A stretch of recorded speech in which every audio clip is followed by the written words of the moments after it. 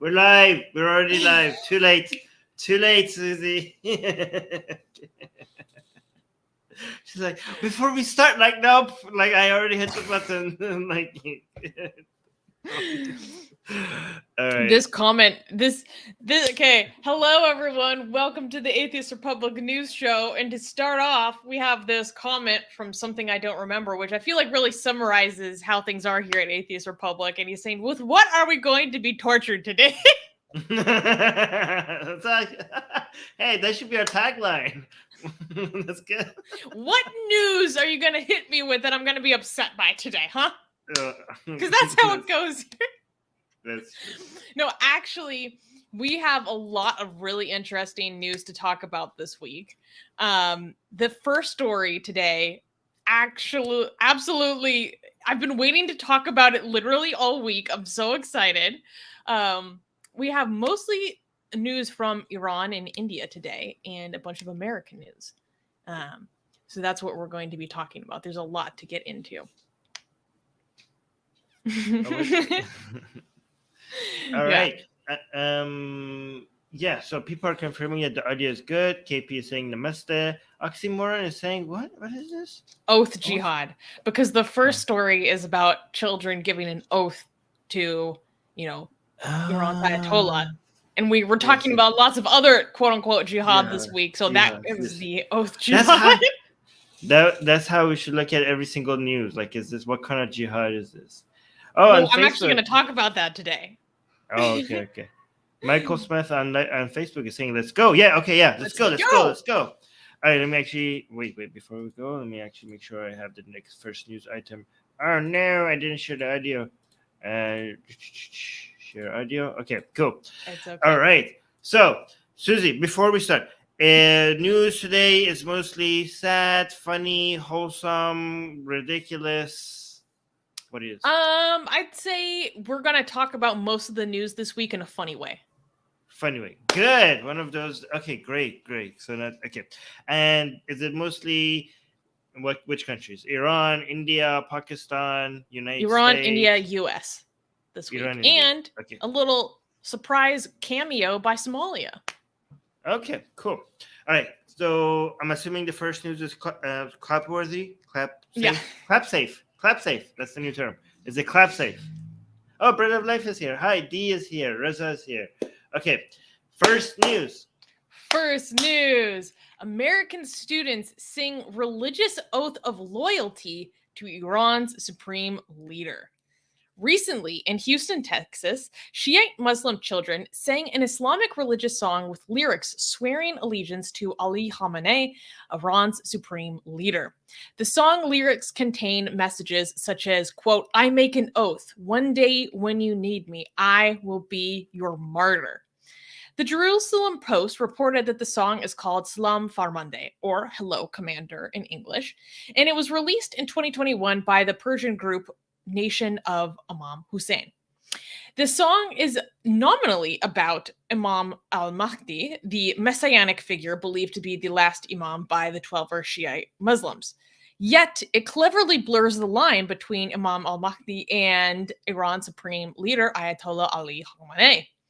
The children were filmed singing as part of a video created by the Islamic Education Center in Houston, Texas, or the IEC for short.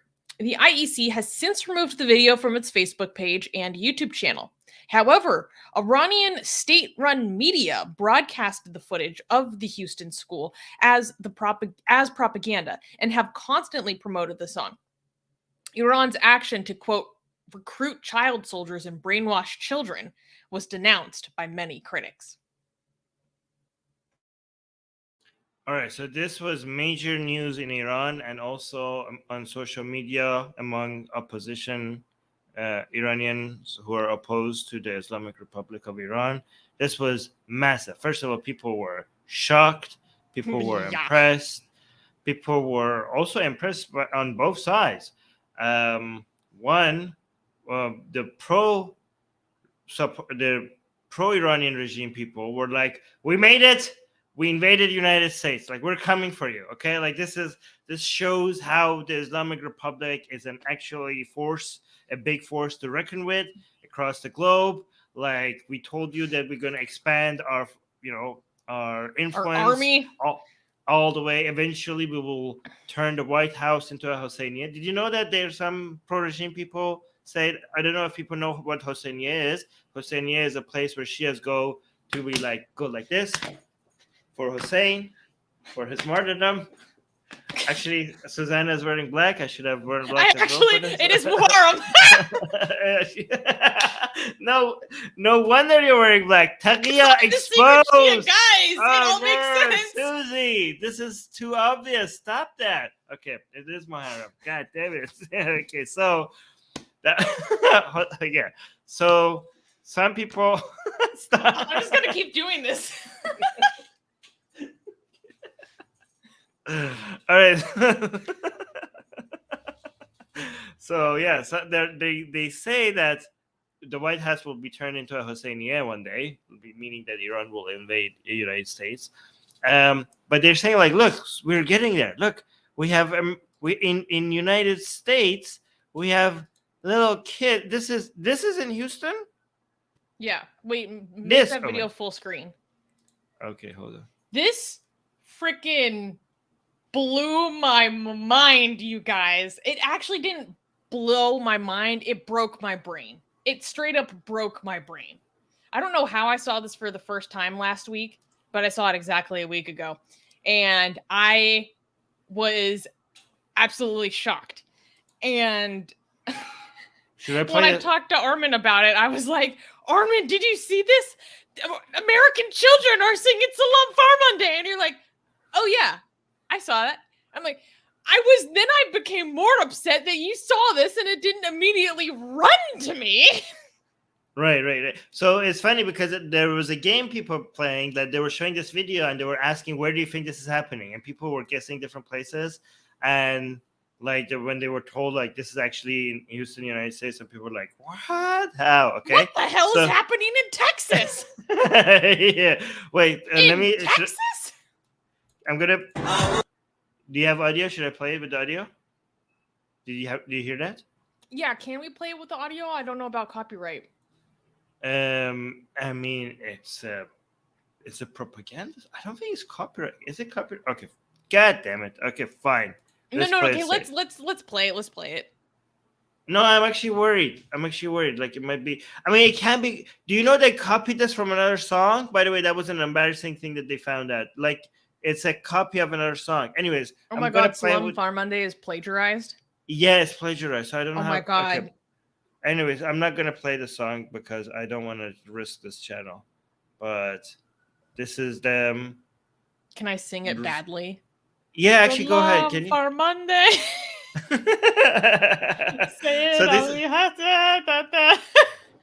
These are kids. The song is about kids, by the way. For like it's about kids of a certain generation, and they all like pledging their loyalty to seemingly like to Imam Mehdi, but it's obvious that it's not necessarily Imam Mehdi. This is like Ali Khamenei. Like, it could be either, like, the lyrics make it obvious that it could be played either way, right?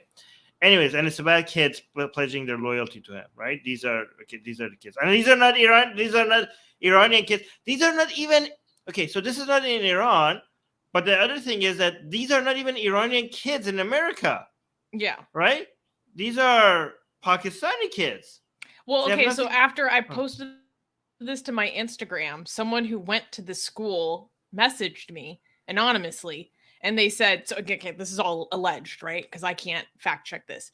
But they said, okay, yeah, like, I'm an Iranian American, but most of the people at these schools, it's actually mostly Pakistanis. Yeah, well, the thing is, what they didn't do is that they didn't pay enough for this video to remove the watermark. You see? Mm-hmm. That was a mistake. So they left this here, and people would have went and checked, and like, this is not as big of a success as you think, because you would assume like this is a major success because like look at our ideology, it's spreading all over the United States. But this is just a production company that will get you like Pakistani kids do other things, like they could like you could video them doing I don't know, a birthday party, or like you could film them do like I don't know, play in a playground or whatever. Like so basically this company will let you record these kids do almost anything illegal. You know what I mean? I Like don't know if that's true though, because so I have seen materials from this school and from this Islamic organization promoting this event, saying, bring your kids to this event. They should wear black chadors and white hijabs and black pants and white shirts. And and we're going to recite Salam Farmande. And we're going to, so it was actually an event that was promoted by this organization, like an open call for them to come and film this. Yep. That's different than a production company that hires people to just do whatever. Okay, sure. But again, that means that these kids and their parents have no idea that this is like, they're like, hey, come, we're gonna do a video, and it's good. We're black, we're this, and like, so that means that they're not like loyal followers of the Vilayat al-Faqih of like the regime in Iran. They don't know like this is they're like, oh, this must be something religious. Like they don't know that this is like a political statement. Do you know what I mean? Like they're not. I don't know. I'm just saying, like, if the ad there is was plausible like, deniability. There is plausible deniability. Yeah, I don't think like these kids like. Anyways. Well, of course, these kids don't know what they're saying. Of course, like I would never think that. I don't think even their parents are like, "Hey, we're just doing something Islamically wholesome." I think that's what they thought they're doing. Like they didn't know that they're like taking part in this like political battle between two groups. By the way, this part is really freaky. You know what I mean? Okay. Like they have all. This is the part where I'm like, is my bias coming out of me, or is this legitimately weird? Because so the video it shows all these school children, all lined up and they're singing. And then at the end, it shows all these mothers with their babies and baby carriages, like lined up in a line. And then it shows them walking around with the families. And then it has like, Houston, Texas, USA. And the moms are like wearing sunglasses with their babies. Like the way that I interpreted this, and please tell me if this is me and if this is like hardcore bias jumping out of me, because I want to check that, Look at that. Yeah. It reads as like, look at us with our next generation, like in America, we're here, like we're infiltrating. Like, am I out of pocket, or does it read that way? No, that's the point. Like we're weaponizing our children. Like, you might have bigger weapons than us, but we will take you from within with these kids. That's what that's why it's like the whole message of the song, and like look at like it's displaying these infants as if they're weapons. Like look at our tactical weapons. That's what they're saying. Like it's displaying like Houston, like the Texas. slow-mo These are of walking Islamic with babies. the stroller and like having the infant who can't walk in hijab. Like what the hell? Like we're here in Houston. Like what? We're in Houston, and we're like, it comes across as like a bigoted, like right-leaning person's. That's exactly what I thought. I'm like, this is what a right-wing bigot would make to be like, look, they have their children here. They're changing our culture. Like what? I know. Like it's almost like a satire version of what a bigoted right-leaning person would be afraid of. Like that's how exactly like, they're leaning into it. Yeah. They're like, you know what, they're right. We are coming for you. Yeah. Oh my god.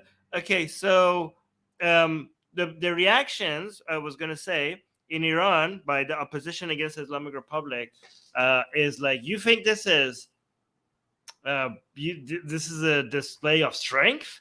This actually displays the strength of United States, because look at what they allow you to do. Like, look at the level of freedom, because a lot of people in Iran are shocked. They're like, why is America allowing this?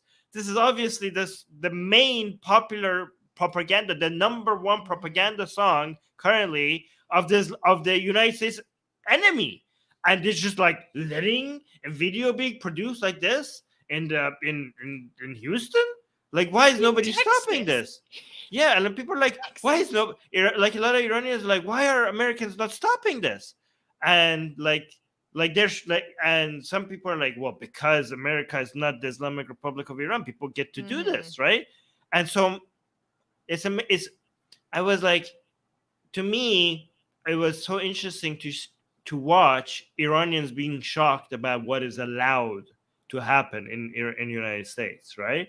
And some people were shocked, and some people were like, well, yeah, this is because United States is a superior country, and they're displaying that by allowing stuff like this to happen. Like, this shows the weakness of the Islamic Republic of Iran, that thinks that this is like strength, because like, oh yeah, you made a whole bunch of kids sing, congratulations, okay. That's Thank actually you for exactly what Reza is saying. He's saying, I think this should be celebrated as freedom of speech at its best. Yes, yeah. And people are like, well, thank you, Islamic Republic, for showing other Iranians how free the United States is.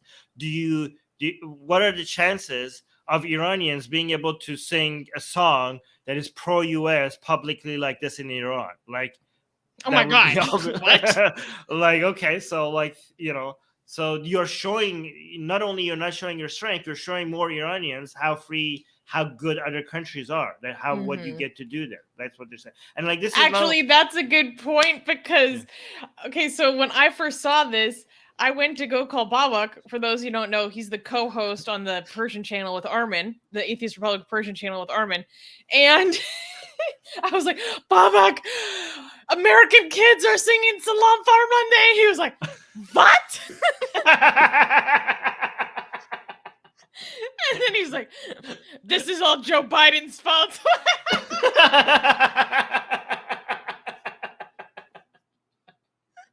Oh no, not Joe Biden. Okay. I was dying laughing. He was like, Trump would never allow this. I'm like, okay, but if he didn't allow it, what he did was illegal. So that's not good. Like, yeah, he should allow, Biden should allow this because this isn't illegal. Like, yeah, well, I mean, another show of strength by United States is like, this is not even like, okay, well, congratulations. Like, I guess you did that. Because some other people who are against the Islamic Republic, they say like you're trying to pretend like you're a superpower, that you get to do this in the United States and nobody can do about us because we're strong. But this is like, if you were an actual major power, this would not be something you would do. Like, you know what I mean? This would not be, this would be so pathetic that you wouldn't make such a propaganda piece. But anyways, brother left in the left is like, yes, we are free to sing to Ayatollah if we want. That's okay, but here's the thing. After watching this, I got the song stuck in my head. I was like walking around my house and I was like, Salam Farmande. And then in English, how does it go? It's like, Heil Commander. No, no, but they sing a refrain in English. When they're singing their oath to Ali. Anyways, I had that part stuck in my head. And yeah. I was like, am I really walking around my house singing an oath to Ali right now? I am a secret Shia. You got some videos of other people in other places singing this song. Oh, yeah. Okay, I have a lot of videos that I want to show. So, first of all, this goes to, you always talk about Shia imperialism, including in Africa. So here we have African school children. I'm not sure what country this is in. I would think maybe Nigeria. And in this video, they're also singing Salam Farmande. Yeah, it is Nigeria. It says Farsi. Nigeria. Oh, they're speaking Farsi? Yeah. They're like, Bia, like... You know, the Islamic Republic of Iran is taking like really aggressive, doing a really aggressive push in Nigeria. So which is really bad. Nigeria, the last thing Nigeria needs right now, with all the fighting between Christians and Muslims, we're gonna have fighting between Muslims as well, between Sunnis and Shias, with this export of Oh my God, Vilayat yeah, that's the Faqih last thing we ideology need. there. Yeah, like, okay, no, thank Yeah, you. so I just wanted to show that quickly, like to your point about like how real that reach is. But then the other thing I wanted to show was some parodies that Iranians make of Salam Farmande, because it makes me laugh so hard. Okay, but before we do a parody, we should watch this one, because this one actually got a lot of attention, So right? this was, And I don't know if this was part of the original, but this was this woman singing it. I have to include this for context of the later parodies because she caught a lot of attention. Do you know more of the backstory behind this? yeah, this was a while back when she was singing this song, okay? But people, like, this is how ridiculous things are in Iran, okay? So you see, like, she really believes in the regime, and she's a supporter of the regime, okay? And she's singing the song, and she's like so smiling about it, and she's like being so loyal, like talking about like being, loyal to the Imam, or Ali Khamenei, like that. And you would think, well, this is a good thing for them, right? They would appreciate this. Like, look at her, look at the amount, look at the joy in her face, That being looks so happy. borderline orgasmic. Yeah, well, this is why the pro-regime people attacked her. They're like, Oh my why are you God. being such a slut? That's the whole. You're a slut for the Imam. like, they're like, what? They were, yeah. They're like, so they didn't appreciate her support. They're like, the way you're like, your smile is too Tempting. slutty. Yeah. No, that's the whole point. Is like, to like, why are you acting like that? This is not like this is 18 plus for them. Okay, this is like you're singing like you like it too much. Are you asking for it? What's wrong with like, you whore? Are you flirting with the? No, they're like, are you flirting with our Imam? Like, what is it? Shut up.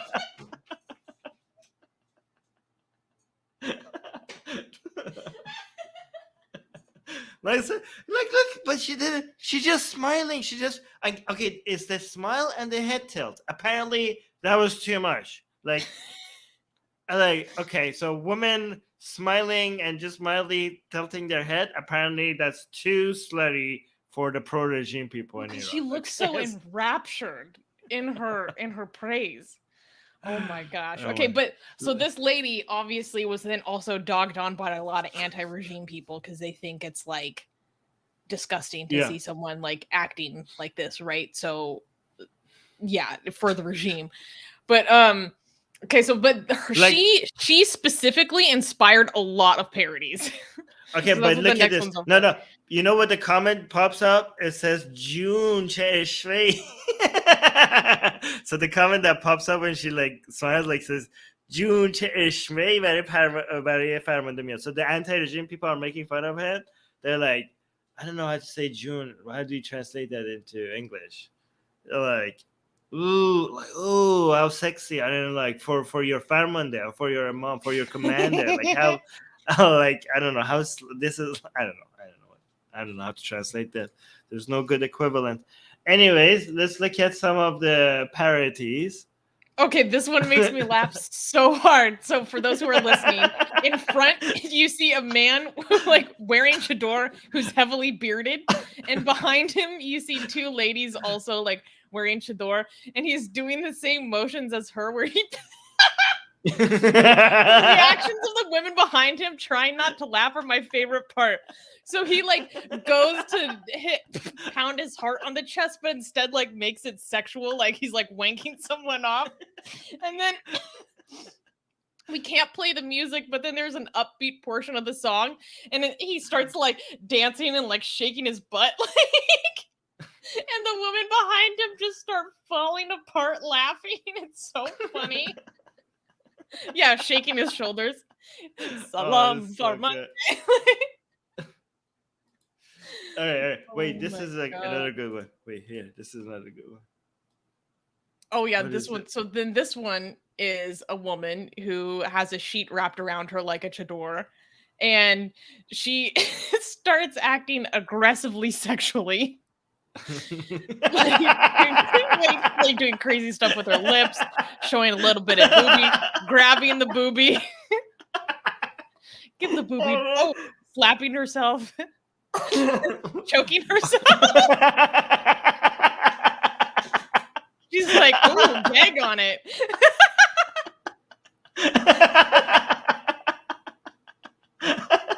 Oh my god, I haven't seen this. This is amazing. I love it. Yeah, she takes her chador off. She sticks her hands in her mouth like fish hooks herself. Grabs her titties again. Wait, you took me off. Oh, wait. Okay, I got too excited. Yeah, she's like, "Oh, yeah, give it to the commander." Oh my god, I didn't see. The boob grabbing part. So funny. When she slaps guys, herself in the face, I was like, "Oh my god." Guys, if you're listening to this on a podcast, you should definitely come on YouTube and watch this segment. This part of the video. This is so good. Oh my god. All right. Is there any more? No, so it's the last one. By the way, there are a lot of parodies. And also there were a lot of angry people on both sides. Like on the anti-regime side, they were seeing some people who had liberal outfits, right? Or without even hijab. And they were like singing the song and like doing the thing. And, being sincere in their support. And there's like more and more people who are don't look very religious, but seem to be very interested in supporting the Islamic Republic of Iran. And a lot of anti-regime people are like, what the hell is happening here? Like, this is like, what is this new trend happening here? Like, we don't like that at all, right? So that's the thing happening. Yeah. Because says, what did I join into? What did I walk into? Just a normal day at Atheist Republic. Come on, you know what time it is. Yeah. You're not new here. All right. Oh my gosh, I couldn't wait to talk about this. That was a lot of fun. I wish all the religion-related news was like this. Yeah. No, nobody dying, things being ridiculous, people making fun of religion in a light way. Anyways, so can we clap for the next news? Yes, we can. Okay. Next news. Education jihad. Indian school under fire for interfaith prayers. In India, even educational institutes are at risk of facing huge setbacks due to the rising Hindu-Muslim communalism in the country. At Florets International School, an English medium co-ed institute in the state of Uttar Pradesh, is accused of spreading Islamic teachings through its daily interfaith prayers. Parents claimed that the school had forced the students to chant the kalma, a form of Islamic prayer. According to ACP Nishank Sharma, an investigation had been started on the claim that the school is promoting shiksha, or education jihad, as students are being taught Islamic prayer. The alleged prayer book contains prayers from many religions without favoring any. The prayers include the Hindu Gayatri mantra, the Sikh Guruvani, among others from the four major religions of India. The school's principal, Sharadha Sharma, said, quote, "We followed prayers of all religions and not any one particular faith. And this has been the case for the past 12 to 13 years. Hindutva activists also conducted a purification ritual on the school's premises using Ganga Jal, the holy water from the Ganges River. A police complaint was registered against the school and administrators after the Hindutva activists started protesting. The school has even been sealed by the local administration, interrupting the education of the students." Okay, first of all, kalama is not prayer. I don't know, unless you consider anything said Islamically a prayer. Kalama is the shahadat. I mean, what we call shahadat, they call kalama. I don't know who decided to call it kalama, because everything in Arabic is kalama. But anyways, I think kalama is basically declaration of you being a Muslim, which is like It's a they made creed. yeah, okay, yeah. I don't think it's but that's actually so the accusation is what? Like, isn't interfaith sessions that you do a little bit of every faith, anyways? Exactly. So my understanding of what was going on at this school was like in the mornings they would have an interfaith prayer session where you say prayers or religious sayings or whatever from like all the different faiths, and it's supposed to bring people together to basically show like that there is not as many differences as people, or to make the practices of the other groups less alien to the students, more familiar to them. And I think that's a good thing, to be like, okay, I'm a little bit torn on Not it. a good thing. So it's what I mean is familiarizing children with the practices of other groups for the purposes of not demonizing that group, I think is a good thing. But having children recite prayers every morning, like, I'm not into that. However, this is a private school, so they're at leisure to do what they want. But I find it outrageous and possibly like a new low that this school is having police complaints filed against them, basically under India's blasphemy laws and under the forced conversion laws of Uttar Pradesh, for doing this, for interfaith prayers. Like, that is insane to me. I was like, we've reached a new level. Like, Wait, what do you mean? Yeah. What? Go ahead. What do you mean? I just think it's ridiculous that an exercise that is meant to bring children together, to make children not dislike other children from different communities. Yeah. That's the intention behind it. Is because of that effort, they have police complaints filed against them under India's blasphemy law, under the accusation of promoting enmity between communities, and under Uttar Pradesh's forced conversion laws. They're saying that this is forced conversion. Yeah, okay. The law is ridiculous, but under an ideal scenario, this would be violating some law, but not this law. You know what I mean? Like, like, for example, I wish this was violating a law in India. Like, I wish people would be calling like, our kids are being brainwashed. This violates that. You know, something That's like basically that. what they're already accusing. Yeah, but like, it's very one-sided. Like, they're like, hey, this is interfaith and we're gonna do every faith. Okay, cool. And they're like, and then when it gets to Islam, they lose their minds. So they're like, this is not an anti-religion thing. Obviously, this is an anti-Islam thing. Like, what part of interfaith did you not understand? we're gonna go through all the faith.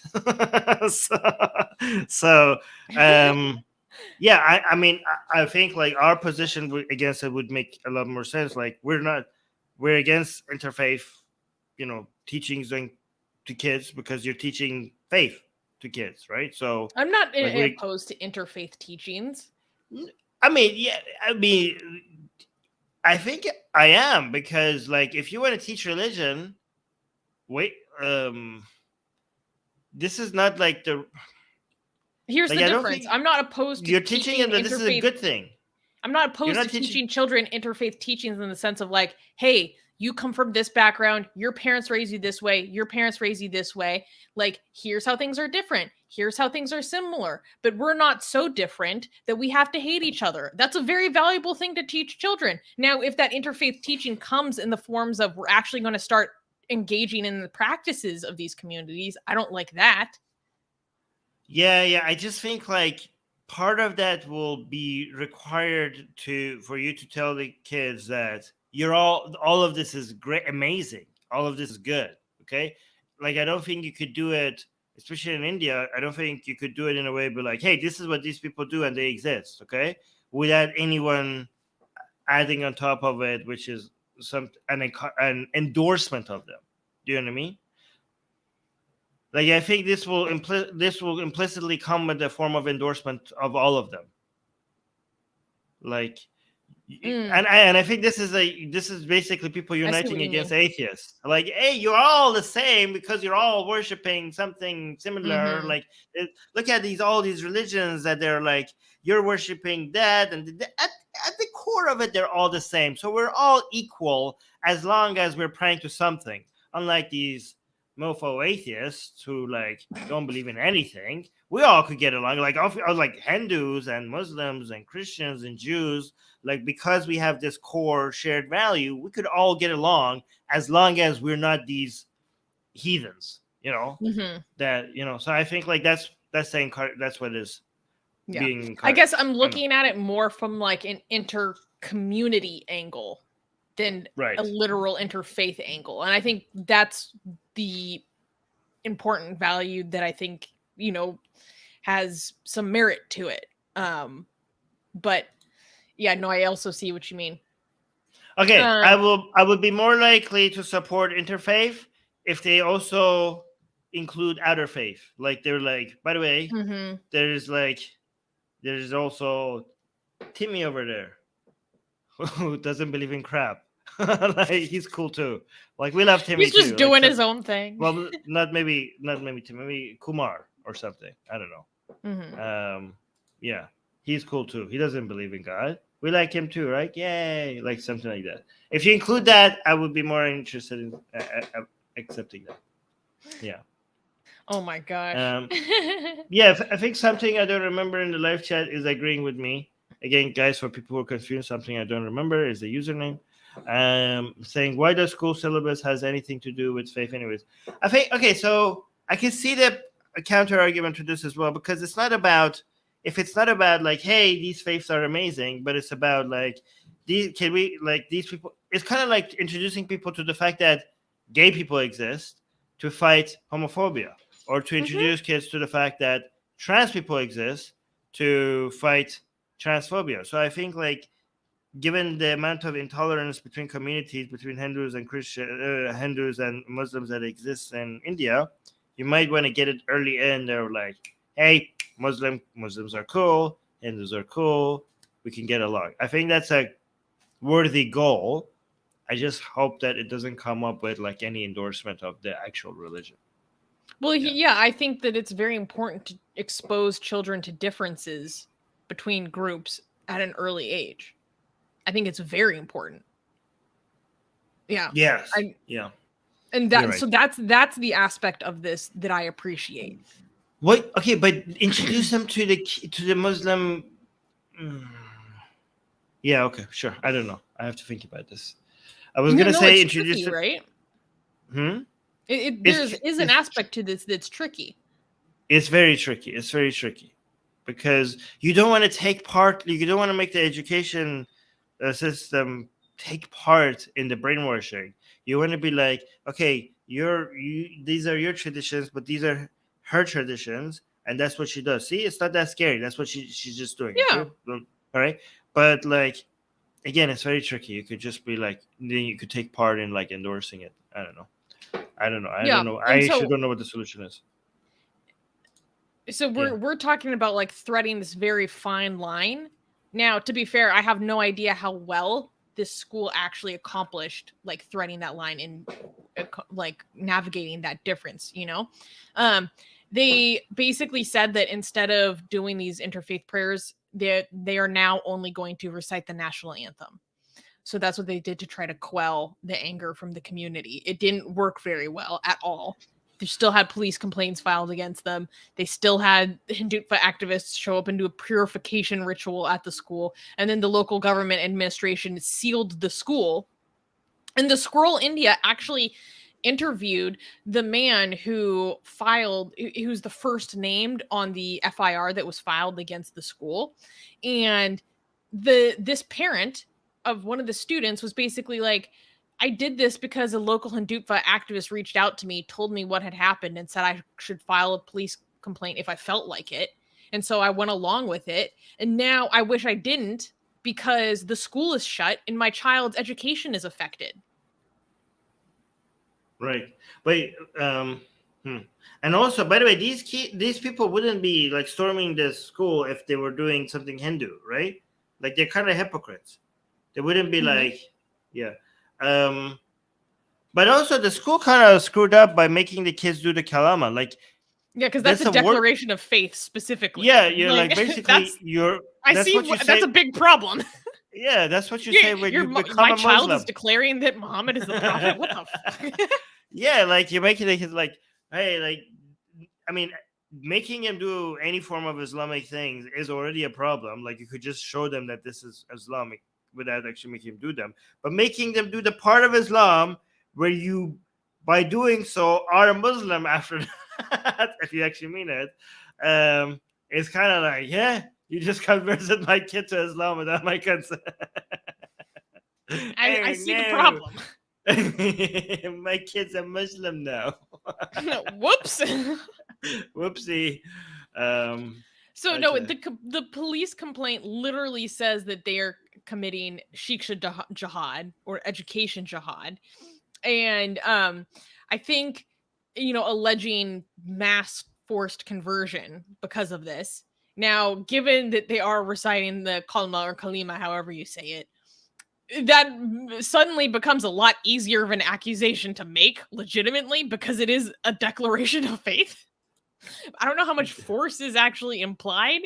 There could be just coercion in terms of peer pressure. But yeah, this is a huge mess. Oh, read this one. Wait, no, not this one. No, wait, where is it? Oh, what? This one. Sorry. Sheikh B is saying, by the way, if you read the comments of the news article, people really want to KILL the school administration. Yeah, I believe it. I 100% believe that. That's scary. And he also said most Muslims in my quote unquote no religion school were praying Hindu prayers.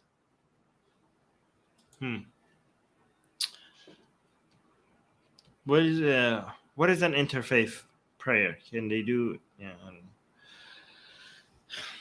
I don't think it would be a literal prayer. I think it would be more of like a statement. Because if it's interfaith, unless you pray to all gods at once. Do you think it would be wrong or brainwashing to introduce kids in India to Dr. Ambedkar's views on Hinduism? That would be based, I think. That would be based. By the way, this is what our founding father thought about Hinduism. Not a fan. So, not like, yeah, like 10 out of 10 would not recommend. Yeah, 0 out of 10. Like, do most Indians know that the guy responsible for their constitution hated Hinduism with passion? Like, and was a Dalit? Yeah, he's like often purposefully excluded from founding fathers things. There'll be like school plays of Ambedkar, or there will be school plays and there's Gandhi and Nehru and all this stuff, but Ambedkar isn't there. Like, that's very common. I think more Americans now know that their founding fathers were, at least some of them, anti-Christianity. But I wonder what percentage of Indians know. Actually, I don't know. Yeah, that would be interesting. To answer your question, Shakespeare is saying nope. They don't know that? Okay. And Ambedkar is not even included in history books. Oh no, this is like so much like the Christians in the United States who are trying to make it seem like the history of their country is like Christian from the beginning, right? And they're like, right-wing people are so much alike, aren't they not? Like they're also saffronizing Ambedkar as well. No, how? Okay, we need to cover there's lots of things that they could conveniently appropriate as long as they leave out a lot of other stuff. Like, Ambedkar was a very vocal, like, derisive critic of Islam. Like, he had some fire criticism of Islam. So, like, you could very easily just take that and provide it without, like, the other half.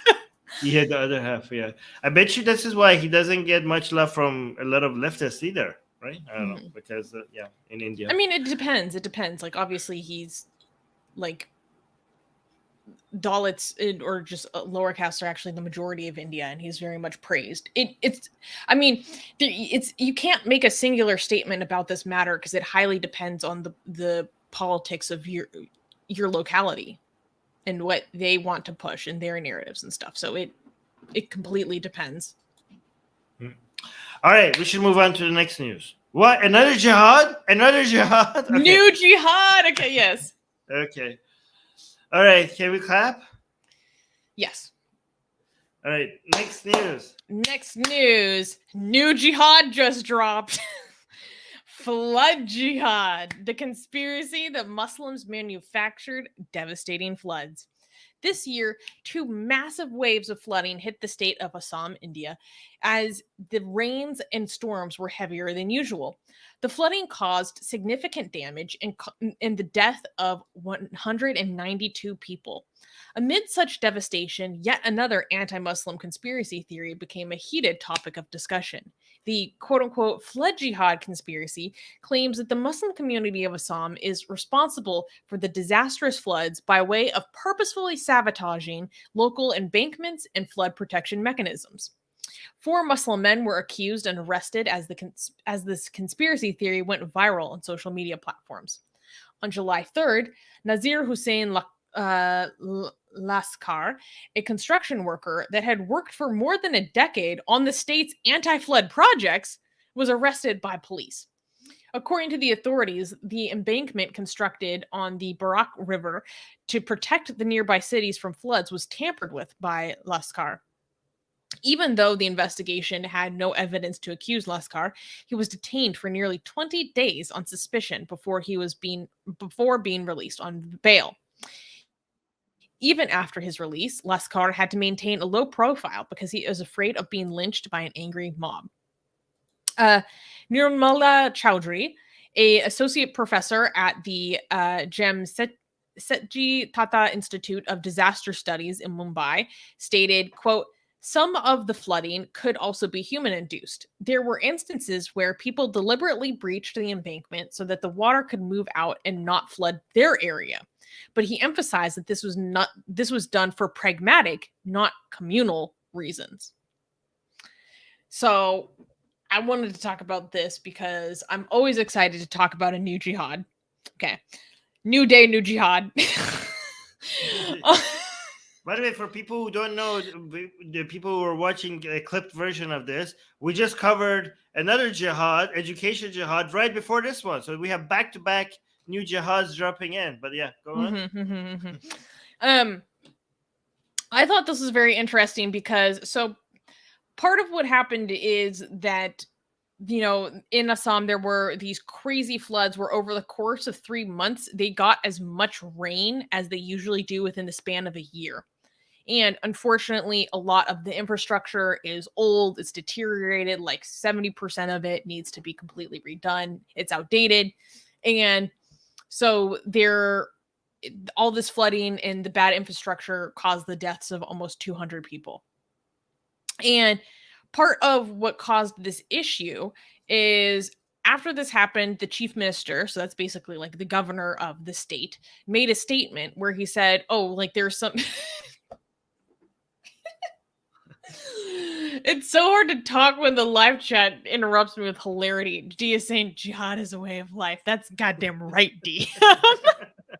Anyways, so the chief minister made this statement where he said, basically, there's some evidence that this is man-made or that there was human involvement.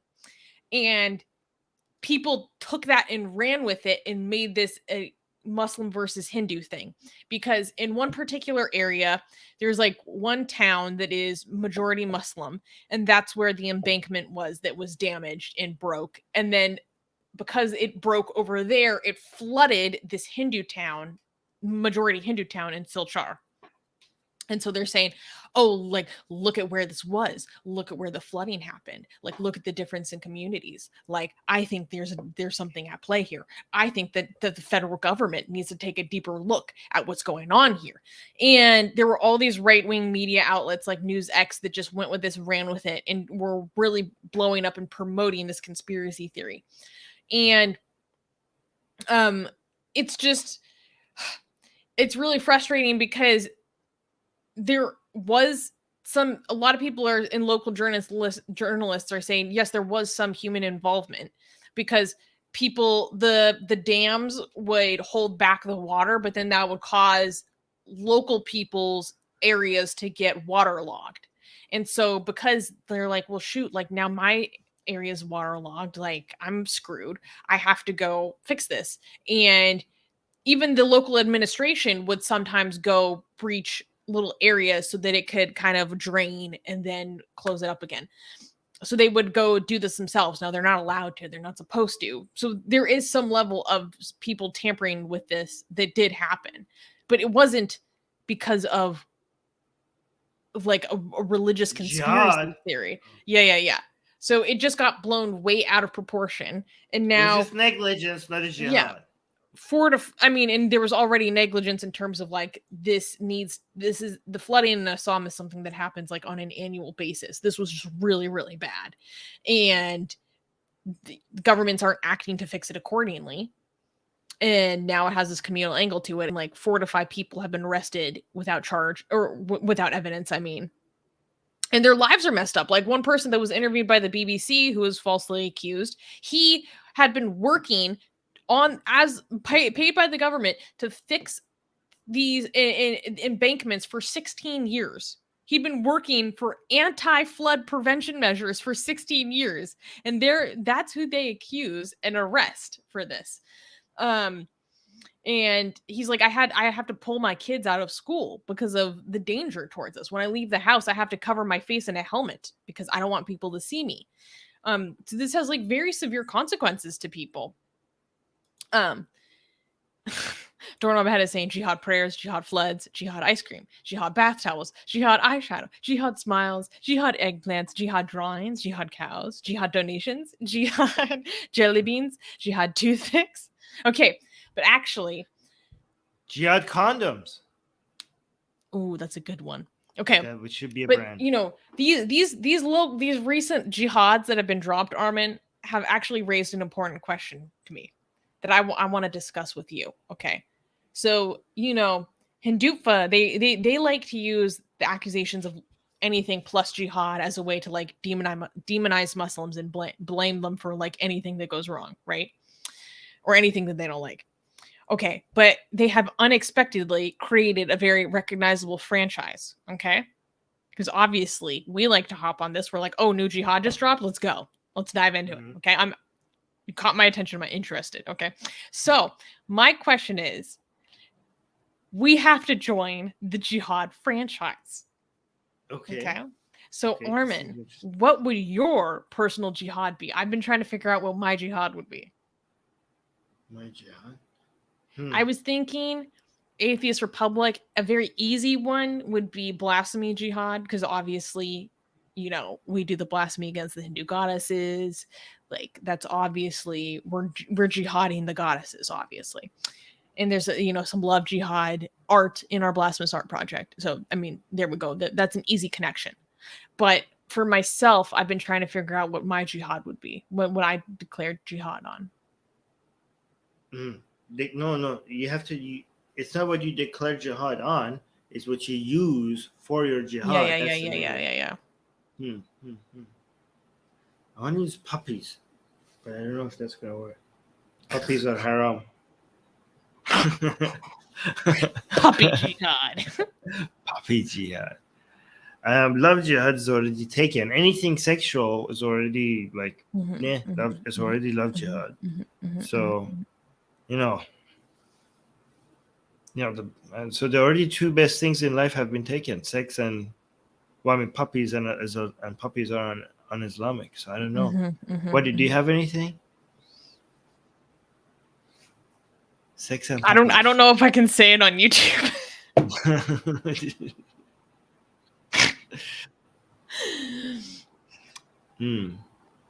I can imagine what you're thinking right now. People are saying sex jihad. Love jihad is already sex jihad, so I don't need puppy jihad. People are saying, but I think puppy jihad is a good way to sneak in through and get people out of Islam, because puppies are too. I don't know. Gay jihad. What is gay jihad? Gay jihad is when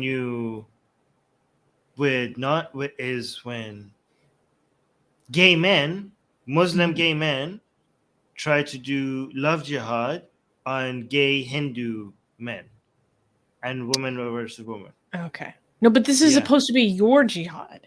Oh, my jihad. I'm You're so not a gay confused. Muslim man. Okay. But are we? What is the goal? Are we trying to spread Islam? It could just be your own personal prerogative. Okay. Submission. Okay.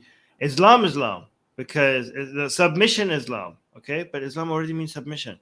Okay. But like one of them is like religious. The other one is, um, you know, bondage and BDSM related.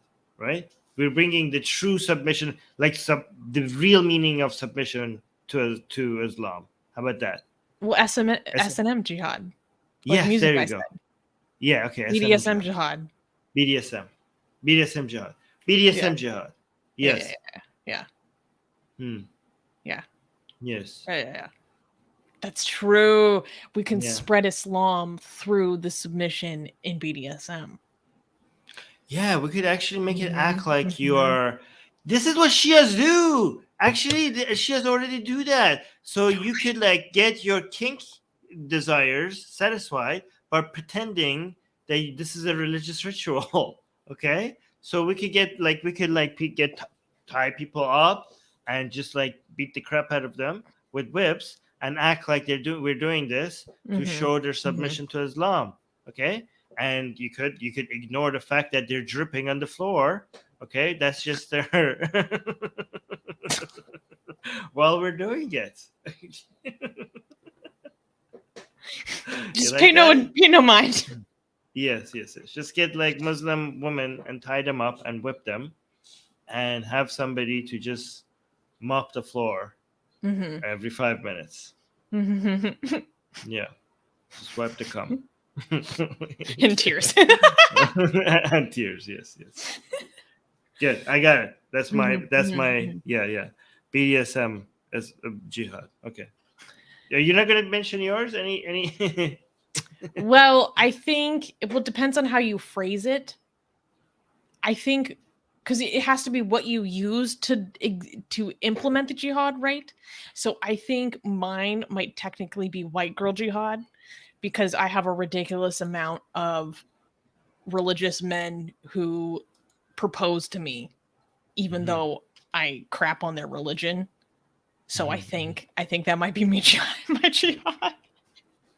Yeah, actually, that's kind of already like within my realm. Like, I think they're fantasy. You know how a lot of people It like would to be be different if it was who I declare jihad on.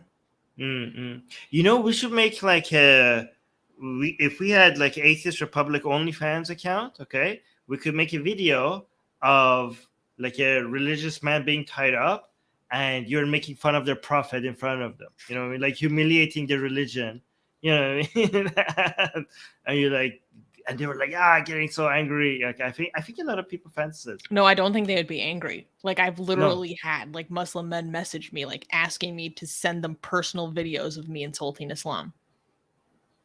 Wow. Okay. Yeah. So their kink Yeah. is what? Even though they're Muslim, their kink is a white girl insulting Islam to humiliate them. Yeah, no, but like an atheist white girl. Atheist white girl. Yes. Yeah. Hey, Doorknob is enjoying that actually.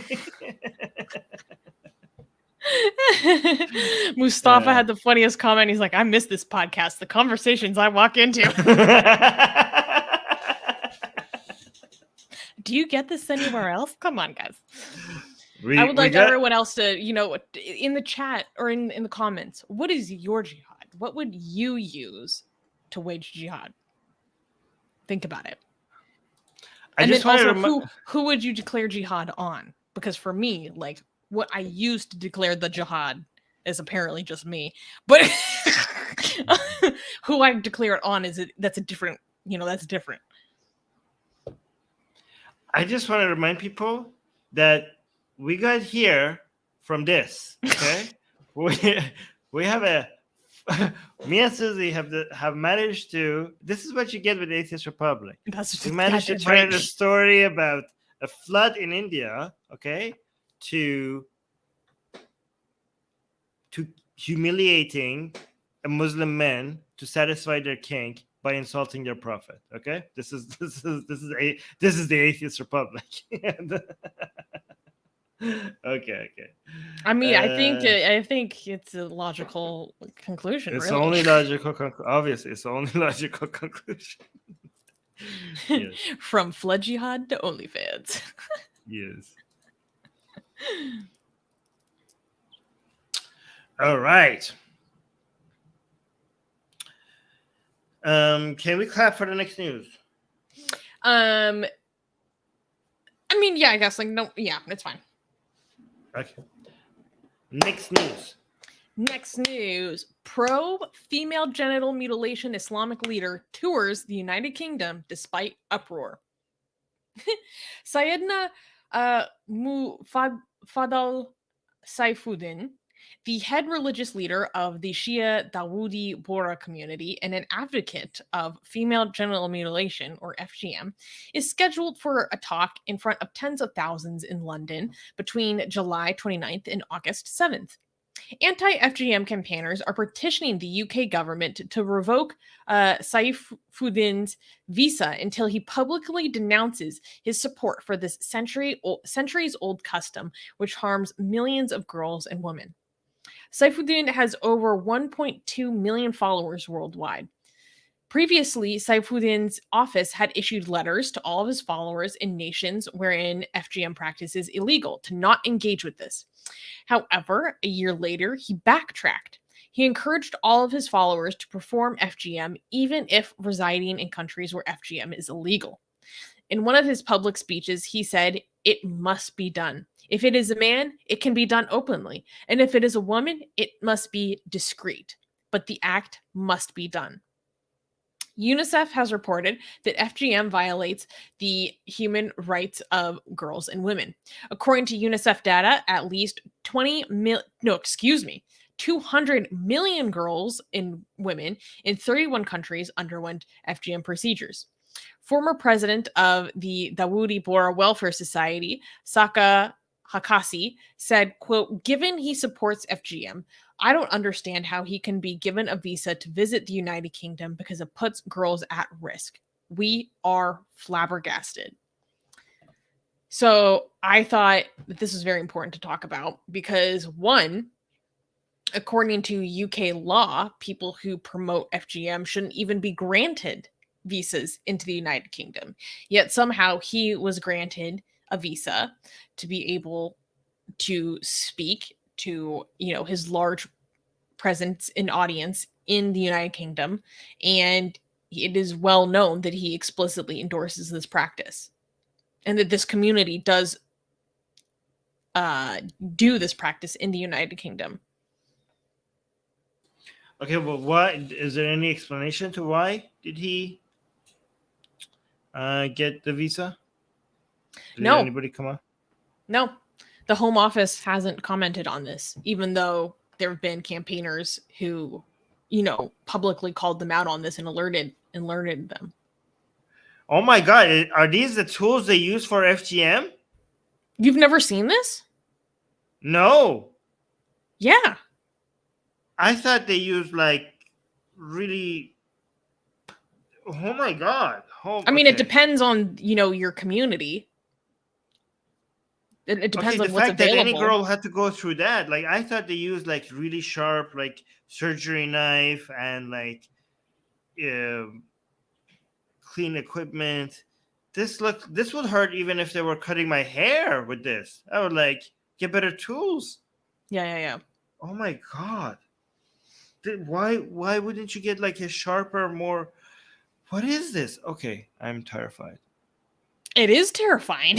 It's absolutely. I mean, terrifying. it was already terrifying the fact that they're doing the cutting, but the fact that they're doing it with this, these are rusty scissors and knives. This is not going to cut anything. This is going to be okay. Jesus Christ. Okay, never mind. Yeah, like I said, the tools used are definitely they vary depending on the region, right? But oh my God, Dia saying they use sharp stones in some places. Oh my God, just kill me. Oh my God. Yeah, it's really barbaric. I think it's important to highlight this because one, a lot of people don't realize that Shias actually do FGM. Like they think of it as a Sunni thing, but this is a very prominent Shia community. And also, correct me if I'm wrong or if I'm misremembering, but my recollection is telling me that we've talked about very prominent cases of people being prosecuted for performing FGM in the United States. And it comes from this community, the Wudi Bora community, which is actually a very large Shia community that's mostly concentrated in India, I believe. And there's been several very high profile women from the UK who have come forward as having this practice happen to them, and they also happen to come from this community. So I think it's really important to highlight that. Now, I don't know like how frequent it is in other places in the world, but there's been some estimates that in India, 75% of the Wudi Bora girls in India have FGM performed on them. Which is just, and it's so, yeah, it's really shocking. And he's very explicit in his endorsement of this practice, because in the rest of the speech where he talks about like why that it should be done, and it should just be done under the rug in places where it's illegal, but it has to be done. He's like, this is, spoken of positively, this is mandated or encouraged by the Prophet Muhammad, and the Prophet Muhammad would not allow us to do anything that is harmful. So don't let them, he literally says, like, don't let other people shame you about this. Like, the Prophet Muhammad would not tell us to do something that is harmful, so we should do it. What? Okay, I don't understand. This is like, why is he pushing so hard for this? It's not, I mean, it is in Islam, but it's not in like, it's not that essential part of Islam, especially Shia Islam. Like, I don't know, like, I don't know if we have hadith that is okay. I think even if the hadith that supports this kind of encourages it, it's not like this is. It doesn't. Most schools of thought see it as recommended, not yes, obligatory. That's what I'm saying. Yeah. So why is he dying? Like, why? I think what they're trying to do is they know that this causes tension, and tension brings attention, and attention is good for their cause. You know what I mean? Like they want to push on sensitive topics just to be able to have a fight to fight. Like they need a fight. They're like, let's pick a fight, and this is that fight. You know what I mean? Just to be like, yeah, people are against us, and like we're gonna show them, we're gonna defeat them. Form a persecutory complex so that they can validate themselves. Maybe. Because I don't want to act like this is not Islamic. It is Islamic, but it's not like the Islamic. It's not like hijab. It's not like, I don't know, the homosexuality. You know what I mean?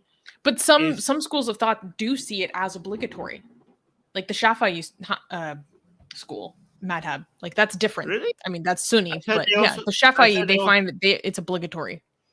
I thought they also. Wow, your Islamic schools. I thought the most. Are they a Shafi'i? He's Shia, so he's not even a Shafi'i. Exactly. Okay, so he's not even a Shafi'i. So what the hell what does he have to do? I don't know. Okay. Also, is the whole point of FGM is so that sex doesn't feel good, right? Is that the whole point? Yeah, it's to like safeguard virginity, basically discourage promiscuity. But it puts girls' life at risk because often, I mean, you saw those tools and you got terrified, rightfully so. Oftentimes girls die because of those tools that are used literally aren't clean. They're not sanitary. Many girls get HIV this way, or other bloodborne illnesses, or the complications from what's done to them physically itself can be life-threatening, because then when they get married, their husband is supposed to literally cut them open, and girls bleed to death. Or they can't, or they get pregnant and they can't give birth properly. Oxymoron is saying not all Indian Shias are just Boras. It's a very small community, or not all Shias just Boras. It's a very small community. Modi gets a huge support from this community. I never said that this is all like Indian Shias. This is very specific I to know, this community. but that's a good clarification. People here, Yeah. Yeah. Higgs boson saying the Woody Boras are richer than Muslims are richer Muslims in India. A lot of them vote BJP. People have repeatedly told me that the Shia Muslims do a lot better in India, which I find very interesting. Mogambo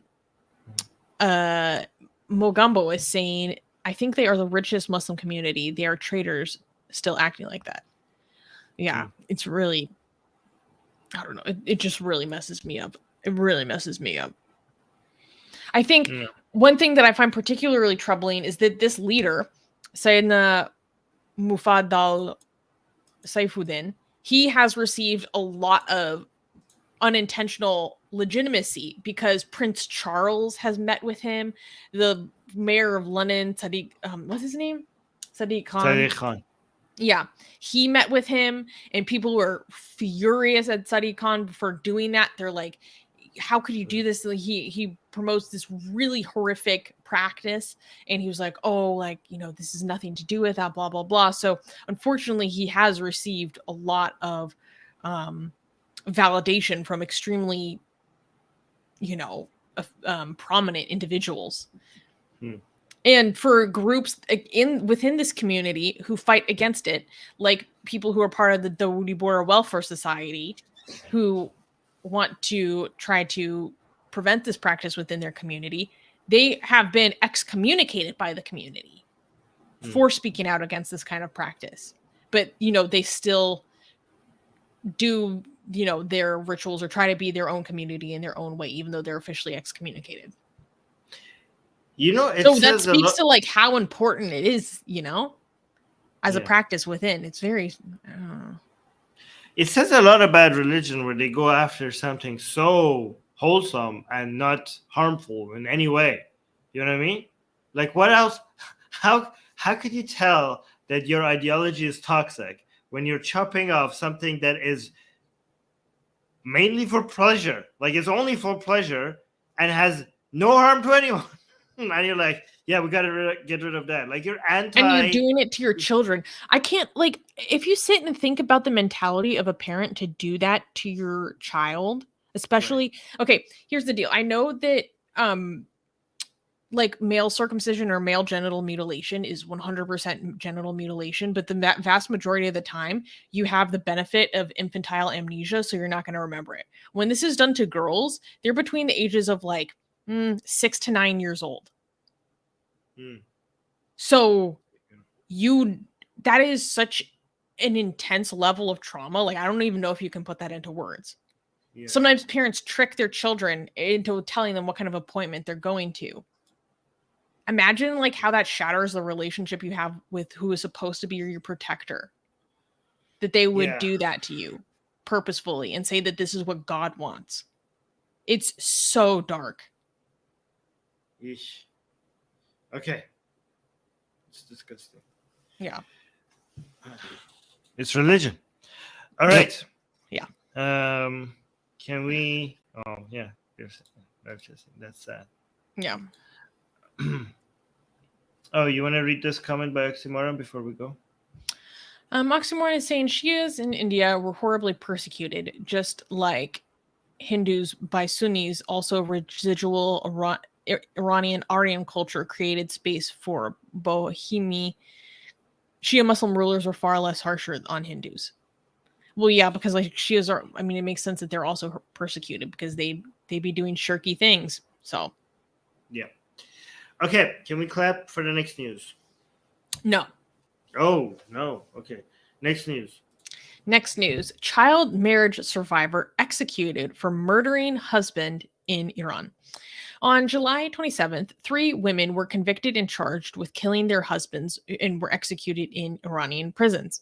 These 3 women were part of a recent execution spree that took the lives of 32 people in a single week.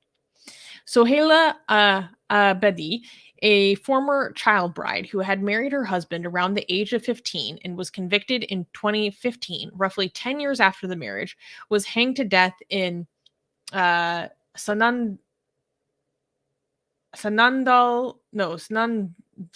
Central Prison. According to Sharia law, the victim's family decides the punishment for the accused charged with murder. They can choose between retaliation in kind, blood money, and forgiveness. It is reported that Iran executes more women than any other country worldwide. Many of these women charged with killing their spouses had violent and abusive husbands and were married to them as children. Many activists proclaim that the penal system of Iran is biased against women, who are deprived of the right to independently file for divorce, even when they experience domestic violence and abuse. Yeah, the blood money law in Iran is really crazy. Yeah. Basically, there's no judge involved. There's no due process involved. There's no the family wants you dead, so you die. Yeah, but so wait, child marriage survivor. So when did she do this crime? So she was convicted in 2015. And so when she was convicted, it was when she was around the age of 25. And I'm not exactly sure when she committed the murder, but reportedly Okay, but she was also married at the age of 15. so she was married at the age of 15, and why did she kill her husband? Because of abuse. Okay. By the way, I heard the executions in Iran have really picked up recently, like really Yes. picked up, and some people say it's because the prisons are overflowing. So Oh my God. so they're just trying to make space. That's so messed up. Yeah. Because there's so many videos of prisons that are supposed to be like, when you hear, I don't remember the numbers, but like this is the occupancy and this is the actual number of prisoners in it, and it's like, Oh, well, that's crazy very high. well known. The photos of Iranian prisons are freaking crazy. It's like men just packed in there like sardines. I mean, it's not as bad as And the Salvadorian prison, but it's pretty bad. yeah, and sleeping, like the beds are not enough, and everybody's like sleeping on the like so many people are sleeping on the floor right next to each other. Is like crazy, and then that's day and night. And like a video just recently came out like from one of these prisons, and somebody was like recording. I don't know how he got a phone. It was like the first time a video came out from that prison, and the guy was like, "They're executing us. They're executing all of us, and they're coming for us Yes, every you day." saw that? Wait, no, you have to unpack that for me. Give us full context, full breakdown.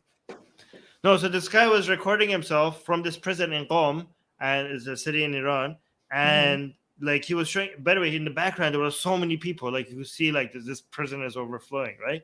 But he was like, Crazy.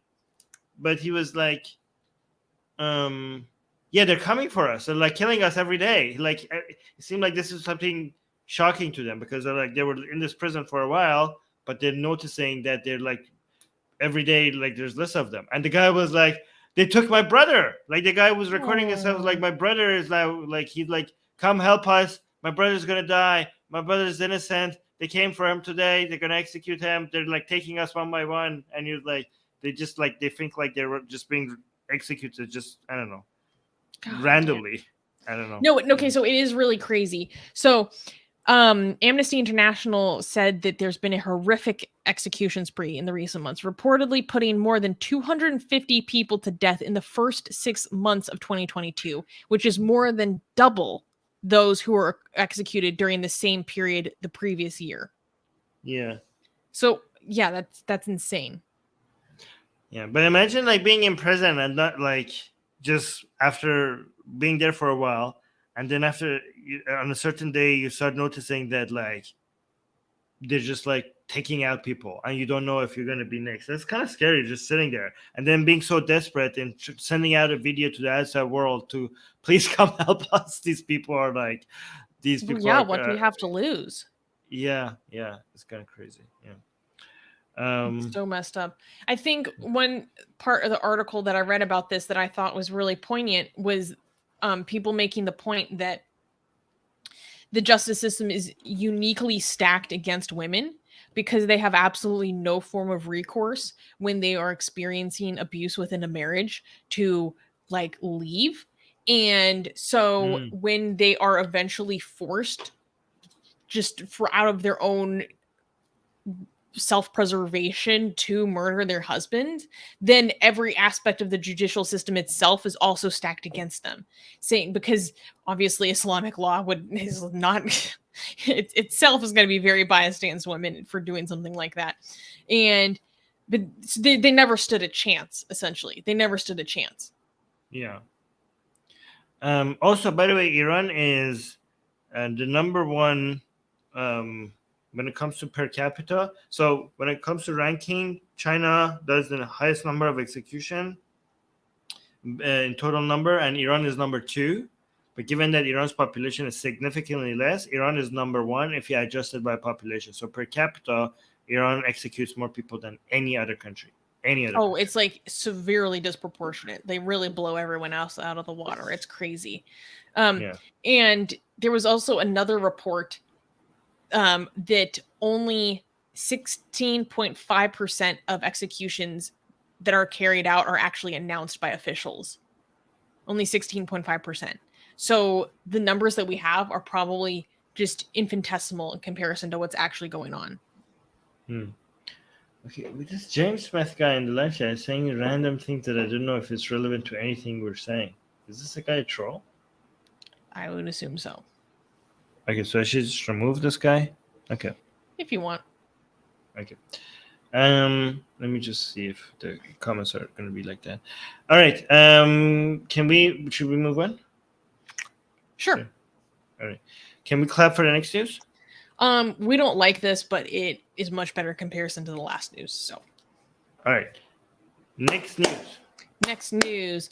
Iranian TV airs forced confession by anti-compulsory hijab activist.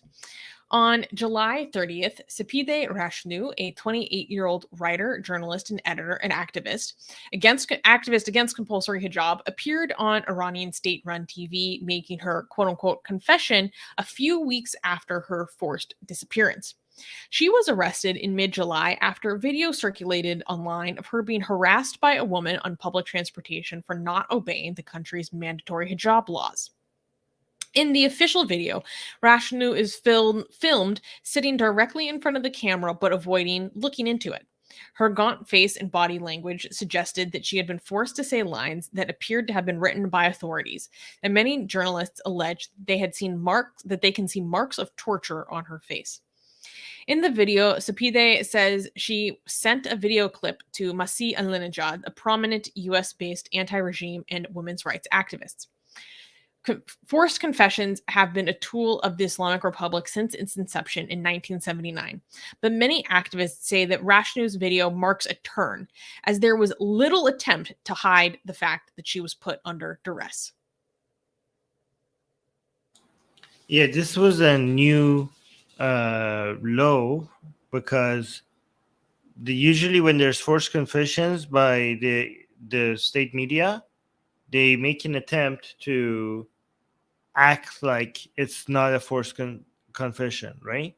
So you can see the picture of her here. This was the lady that stood up against a religious woman in a bus because the religious woman in the bus told her to, wear her hijab properly, and that led into a fight between her. She's, by the way, a liberal, anti-hijab.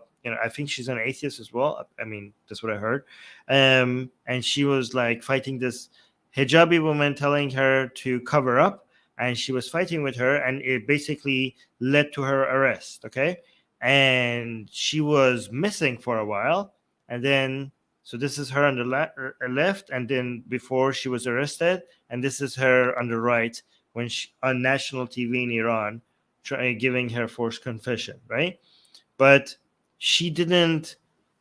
A lot of other girls that were involved in this incident on the bus, they also gave their forced confessions, but they came out. Their videos came out earlier, and they seemed a lot more genuine. Because the government actually gives them the lines and pushes them to make it seem like genuine. And Sepida's video was missing for a while because we were like expecting her to come out as well, and people are suspecting that's because she was resisting, because she seemed like she was very fiery and anti all this Islamic nonsense or like the forced hijab or whatever. And she seemed like the reason she didn't have a video is that she's resisting. And when the video came out, people were like, okay, she's obviously being pressured, like she's obviously being very heavily pressured because she looked not fine. And now, Susie, I don't know if you read this part or not, but she's been going to the hospital because she has because she has internal bleeding. I didn't hear about this. That wasn't reported in any English media.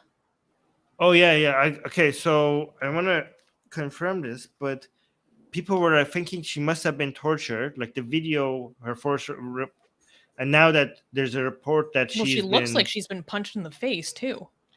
Yeah, I don't know. People said that, but I wasn't like sure. But then the reports came. Sure, but something. It looks so off. Okay. Yeah, but okay, so the difference between this video and all the other forced confessions that we've seen, like apologizing and saying this is wrong, is that the attempt of making it seem genuine didn't seem to be there anymore. All right, like all the other ones seemed like the girls were like, oh, like, yes, I did something wrong, I'm sorry, blah blah blah, right? And the acting was there, even though the acting was pathetic, but the acting was there with her. Did you say even they were going to hug the pro-regime girl? Yeah, they went and the other ones, like here, these are the other ones, right? They went and they said like, oh, I'm so sorry, please give me forgiving, like Islamic forgiving. That's, I don't know what the English term for that is. Like, please make me halal or whatever, right? Yeah, that's the way, right? And it just seemed like, yeah, I'm being genuine. Yes, you were right. The religious woman was right, and we were like the evil ones. Masih Ali-Najad made us do this, and we were like, our mind was not in the right place, and people are lying about you, and blah blah blah. It's so disgusting that religious woman would engage with this. Yeah, it is so viscerally disgusting that she would go along with this. I cannot put into words the derision in my heart towards this woman. Yeah, so let me see if sorry, could you hear that? Let me actually remove the audio. Maybe I could find the video of the. Yeah, so this is the.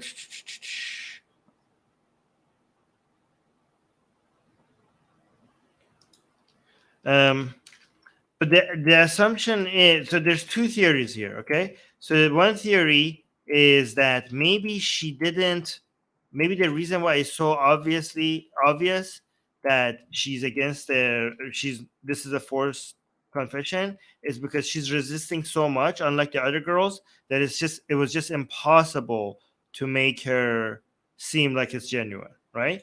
The other theory is that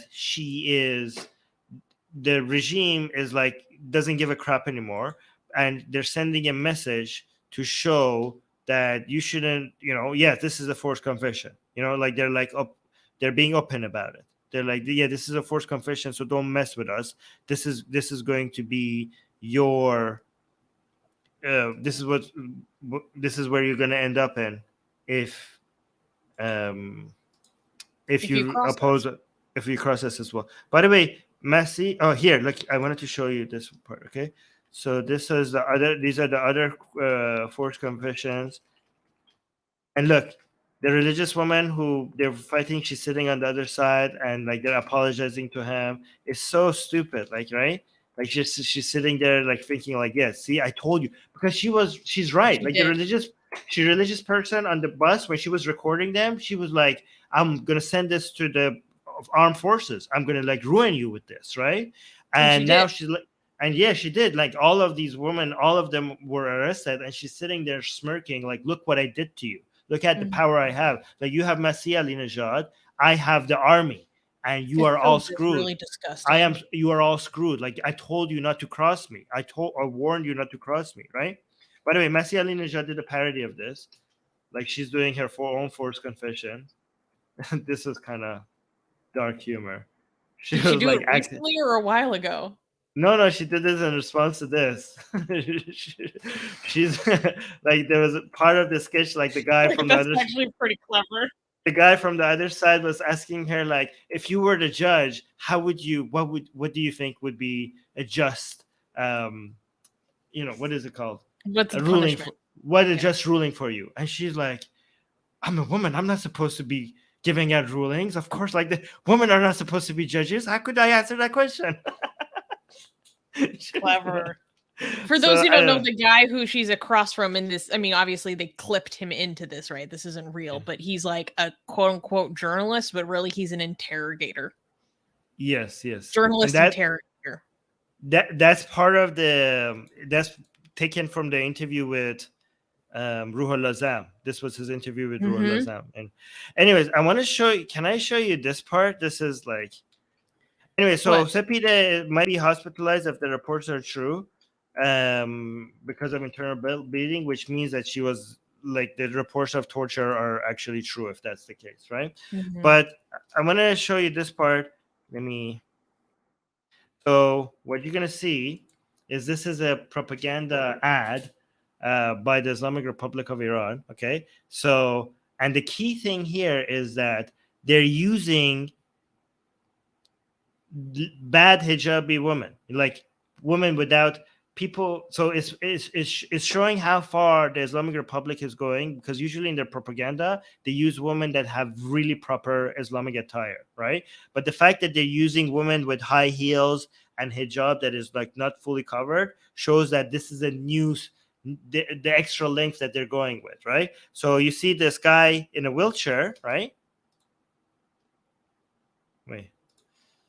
And the guy sees somebody in green, like this is Muharram, right? During Muharram, and the guy sees somebody with a green, I don't know what is it called in English, a head covering. Supposedly, like this is like, I don't know, Imam Mehdi or Hussein or whatever, right? So he sees him, right? He But he's sees just the Mehdi? I don't know. He sees like, I don't know. He's gonna jump out of that wheelchair when he sees the Mehdi, So isn't he? yeah, so it basically heals him, and he just walks out of the chair. Oh my You're god. like, yeah, he's paralyzed, but because he just saw Mehdi during Muharram, he just walks and like he's like, now like he's like, oh look, oh my Oh god, my god. oh my god, like she just drops on her Falls to her knees. and like that little one, oh, he drops the tea, like, oh no, what happened? Like it's a miracle. Like like What the? oh, they're religious now. Like they're like, how did this happen?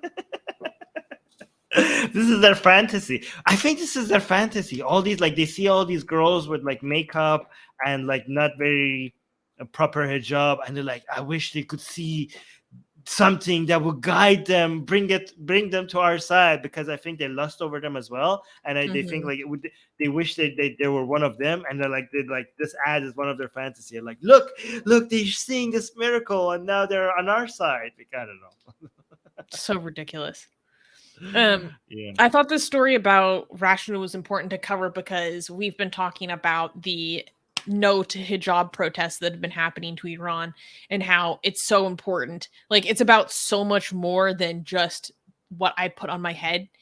This movement that's going on in Iran right now that really took off in July 12th is truly about the fascist government's ability to enforce their authority and clamp down on you in every aspect of your life, because if they can force what you put on your head, then they can force you to do other things as well. So women challenging compulsory hijab is also about challenging the very authority and legitimacy of this government itself, right? So it's actually going straight to the heart of the Islamic Republic itself. And I wanted to talk about this because that movement itself is very important. And then this incident that happened with Sepide was one of the most viral, consequential incidents that happened in the recent spate of anti-hijab protests. And it also goes to the regime's tactics of forced confessions. And so I thought it was really important for our audience to get a follow-up to see what's happening. Yeah, so here's a report about the most recent update on what I was just saying. So yeah, I was right. Detained hijab protester beaten into forced confession. So here, an anti-hijab protester whose forced confessions was aired on state-run television last week had been so brutally beaten before the telecast that she was suffering from internal bleeding. So that's what the hospital report shows. So when you watching her here, so this is her before the beating, this is her after the beating. So when you're watching her, this is after she came from the hospital from the internal bleedings from her beating. So people weren't imagining the fact that she was beaten. She was actually beaten so badly that she had internal beatings. That's what I was talking to Babak about. Like, he was like, this is what's different about this Susie is they're showing the torture this time. They're Yeah. showing how bad she's doing physically this time. They don't care anymore. I don't know if that's true. I don't know if it's because they don't care anymore or it's because it was just difficult. This time it was just too difficult to hide. I don't know which one it is true. Yeah. Yeah. I guess that's a good point. But the message either way is very clear. Yes. The message either way is very clear. And but someone in the but live this chat is so commenting. yeah, go. Someone in the live chat was commenting like, oh, how much do like Iranians actually believe this? Do they believe the forced confession? Oh yeah, here we go. Shriyash is asking, do Iranians ever believe it when they make it look like it's not a forced confession? That's a good question, Armin. I know Depends. that it's gotten to the point where the forced confessions are basically openly mocked to a certain degree. Like, this aspect of the state apparatus is mocked because it's so it's so farcical. But that doesn't mean that people are mocking the people who go through this, or they're mocking like how dangerous and traumatizing this is itself. They're mocking the state for taking these measures that are obviously so cartoonishly barbaric. But how much do you think people actually buy into what people who are forced into confession say? I think most people don't believe it. I think, right? And I think like I would. I mean, stats seem to suggest that the support for regime is around 20%. Okay. Yeah. So, and I think if there's anybody who believes this is part of that 20%, but I'm not sure if even the 20% believe this, right? But what I know about this one is that even some pro-regime people were disgusted by this. Like, this was too much. Like, there are forced convictions that they had before where people like seemed like they were just like throwing themselves at the, like, oh yeah, we did something wrong. Thank you for showing us the way. And like, yeah, maybe it could pass. This one was so bad that pro-regime people are like, hey, now what the hell? Like, this it's is really like, brutal to see that happen to a young woman. Yeah, like, and also it's like, it's not just about what they did. Like, it's also about like the fact that you're making it seem like it's something else, right? You tortured this woman and you're making it seem like it's that she's willingly coming out. And like, but she, by the way, you cannot see the difference. Like, if you watch the video on her bus and how fiery she was and how like strong and assertive she was, and then on the news, when how broken, like, it just seems like completely two different people, right?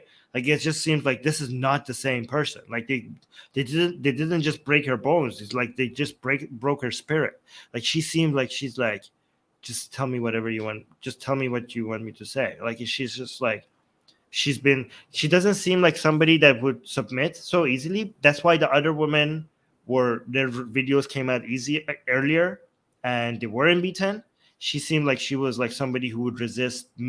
She's so anti-regime or so anti these values that this is what was required for her to say these things. And you could see that they managed to get to her eventually because anyways, the depths of what you have to do to someone to break someone to that point is really, really horrific. Because I've done a lot of research, like as a hobby, into what goes into these kinds of things. I don't have words for it. Yeah. On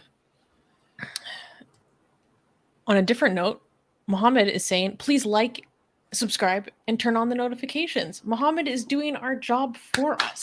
Thank you. Music Guy also. Music Guy has been yes, Music Guy has been doing a fantastic job all day. Thank you, Music Guy. If you're here and you've been watching this long, please like this video. It helps our channel. It's free. It only takes you a few seconds. And if you haven't subscribed, why not? Because we do stuff like this every week. It's not always this sad, I promise.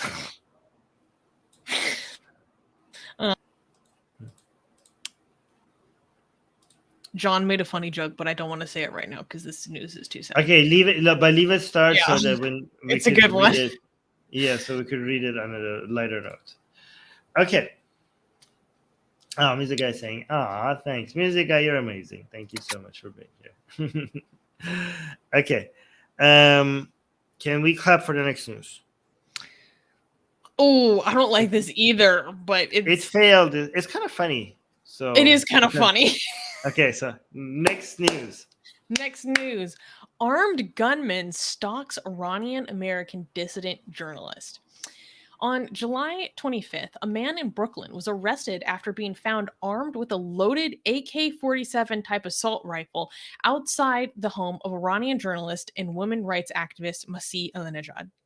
Alinejad, an Iranian-American women's rights advocate living in New York, has long been the target of the Islamic Republic of Iran. According to a criminal complaint filed in the Manhattan Federal District Court on July 29th, a man named Khalid Madiev behaved suspiciously outside Alinejad's house for 2 days in the last week of July. Madiev was waiting outside the journalist's home in a car, and he roamed outside her house and even tried to open the front door. He was later pulled over for breaking a traffic rule and arrested for having a suspended license. The police officer found that he had a suitcase in the backseat of the car, which contained an AK-47 assault rifle with 66 rounds of ammunition. She believes that the man is connected to the Islamic Republic of Iran, and in a televised interview, she told the regime to go to hell. This is not the first time Alinejad was under threat. In 2021, 4 Iranian intelligence agents were charged with conspiring to kidnap the journalist and forcibly send her back to Iran, where she would likely be executed. So it's amazing how pathetically poor this attempt was. On so many different levels. It's on so many different levels. It's like, were you guys even trying? Do you hire a clown to do this assassination? The fuck? Yes. So the guy shows up with a gun, with an AK-47 and some cash in his car, just parks in front of her house and orders food delivered to his car while he's there, right? And then he just walks if you're over. Doing a stakeout, you get hungry. You get hungry on a steak. Yeah. but he just walks over to the front door and tries to just open the door, just like randomly. Here, let me show the video. Look at this. He just wait. You have audio, yeah? Oh, there's audio as well. He just walks there. He's just like and around the porch. Does he not see that there's a security camera? He must. This is a Ring camera. They're very obvious. Yeah, and he just puts his face, like his face is on camera, and I don't know what he's doing. He tries to open the front door. Yeah. So he gets arrested, and they're like, he waives off his Miranda rights, which is obviously the first mistake right there. No, actually, the first mistake was driving with a suspended license, breaking traffic rules, wandering around your target's house on camera. Like, they couldn't hire somebody that actually has a license. Okay. Traveling with an extreme amount of cash. Yeah. And then he gets arrested. Like, the FBI shows up, right? And he's like, "Why are you trying to open the door?" And he's like, "Rent is too high." Right? He's like, "Rent is high. I was just here wondering if they have a room to spare." And like, so waving off his at this house that's like over $1 million. Like, they must be renting this place. $10 million, I think. That's what I heard. Actually, I don't know.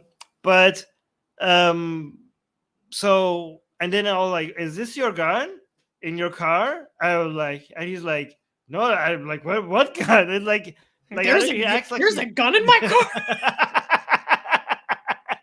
How did that get there? This sounds like a comedy. Yeah. And then they're like, and he's like, "Oh no, I spoke too much." And he's like, "Okay, can we get that Miranda rights thing back?" Like, I need a lawyer. And by the way, before that, he's like, okay, actually, that is my gun. So he's already incriminated himself by giving one thing about the gun and then changing his mind and saying like, yeah, that is my gun. Okay, so There's some that is inconsistencies. that's and then actually maybe I shouldn't be talking. I need a lawyer. Like, you think? like, okay, so Susie, like, I'm not prone to conspiracy, but like, I don't understand. Like, it seems like, were they trying not to assassinate her? Because if this is the Iranian regime, I know they could afford better people. Like, they have. I mean, I know they're struggling for cash, but not enough not to be able to hire somebody more, better at this job. Like, I don't know. Like, what do you think is the explanation? Okay, this literally sounds like they found a random dude off the street. No Yeah. lie, it sounds like they found a random dude off the street. It's a dude from Yonkers. He's from Yonkers, and they're like, "You like the regime, right? Come on, just like, we got this AK-47. We obliterated the serial number. We got you a bunch of cash. Just go over there, see what happens." Like, what? Yeah, okay, so somebody in the left here saying this doesn't seem to be done by the Iranian regime. The Okay, government confirmed that it was. Huh? I read that the U.S. government confirmed that it was. Okay. Because I was thinking, like, if it's not the Iranian regime, who the hell would want to do this to Masih al-Najjar? There's literally no one else. Like, so, but if it's the Iranian regime, then it must be okay. So the only way that this makes sense is not like it's the regime, but it's not the regime. Like, maybe it's like some people with not that much access to cash within the regime. Like, it's a part of the regime. That makes a lot of sense. Actually, I just answered my own question. So it's not like the main part of the regime, but they're like some people. The regime with a capital T, capital R. Yeah. It's like the lowercase t, lowest kr. Okay, so like because there's not that much consistent. Like, there's a lot of internal fighting going in over there. So maybe like this was not signed off by everyone.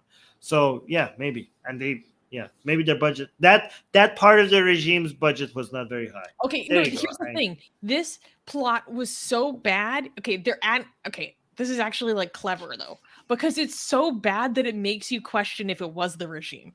Like, it makes you second guess because it's so bad. You're like, it's so bad that they're smarter than this, right? Like, it makes you second guess yourself. But like you said, there's no other real logical explanation for what's behind this. Or they weren't trying to assassinate her. They wanted to send somebody who would get arrested, just so that send a message, just so that I think that's scare her. Very plausible as well. I think that's very plausible as well. But one thing that I didn't think about until I was reading about the news that we covered in the last segment, the forced confession of Sapide Rashnu, was the timing of this, Armin. Now it's starting to make a little bit more sense, because obviously they tried to kidnap Masih al-Najjar, like last year. And then why now? Well, think about the timing of this. In July, we had this massive anti-hijab mobilization across Iran. Masih al-Najjar is obviously one of the most prominent people pushing for this, and she's been pushing for this for years, right? And we see this massive mobilization, unlike we have seen in a long time.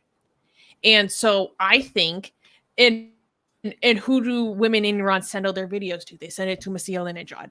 They see this massive mobilization. I think they were like, this is too much. Like, she's actually starting to get some real traction within our country. Like, we need to send a message. We need to do something. And so I think, this is my own speculation, that part of the reason why we saw this now was in possibly direct reaction to the hijab be hijab campaigns that we saw earlier last month.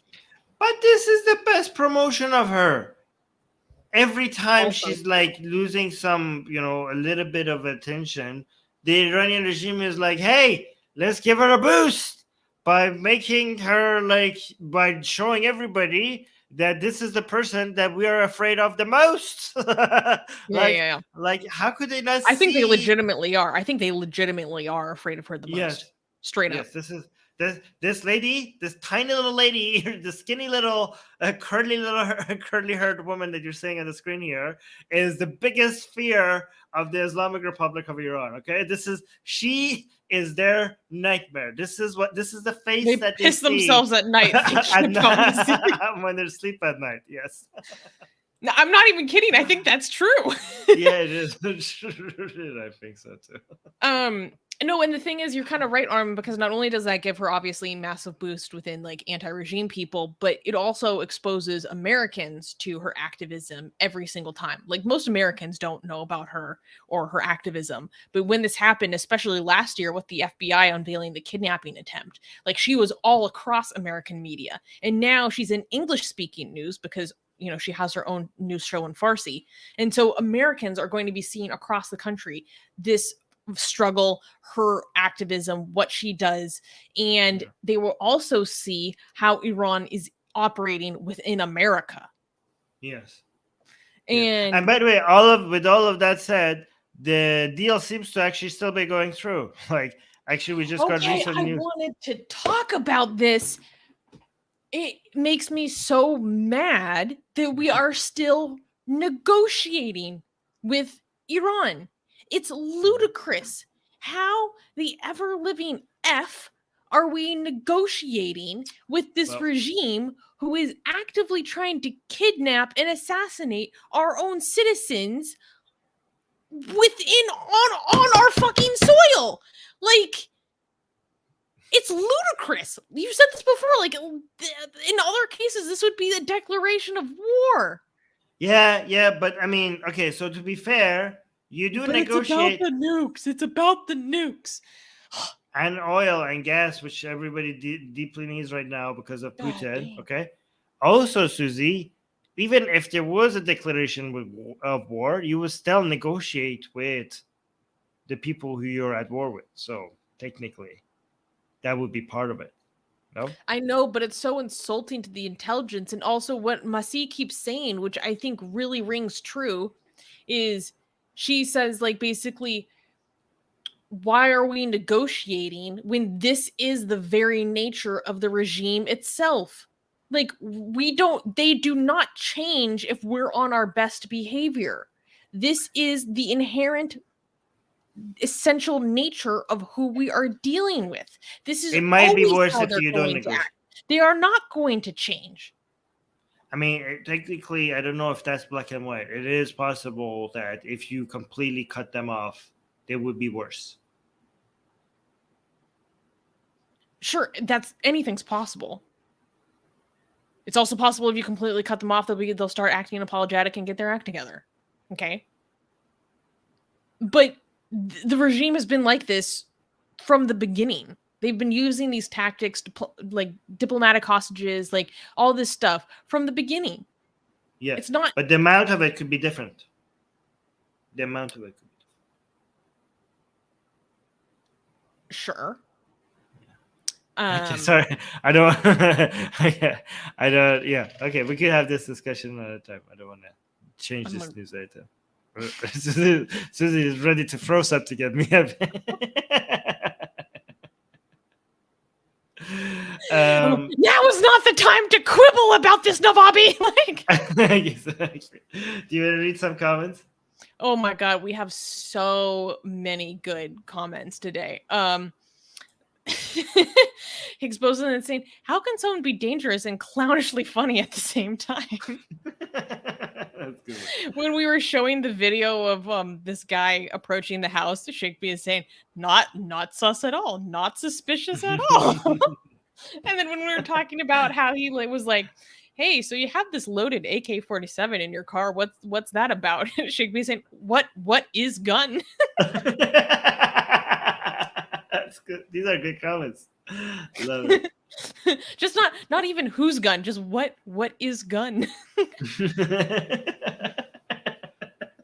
Asian American is saying, when you hire someone from Craigslist.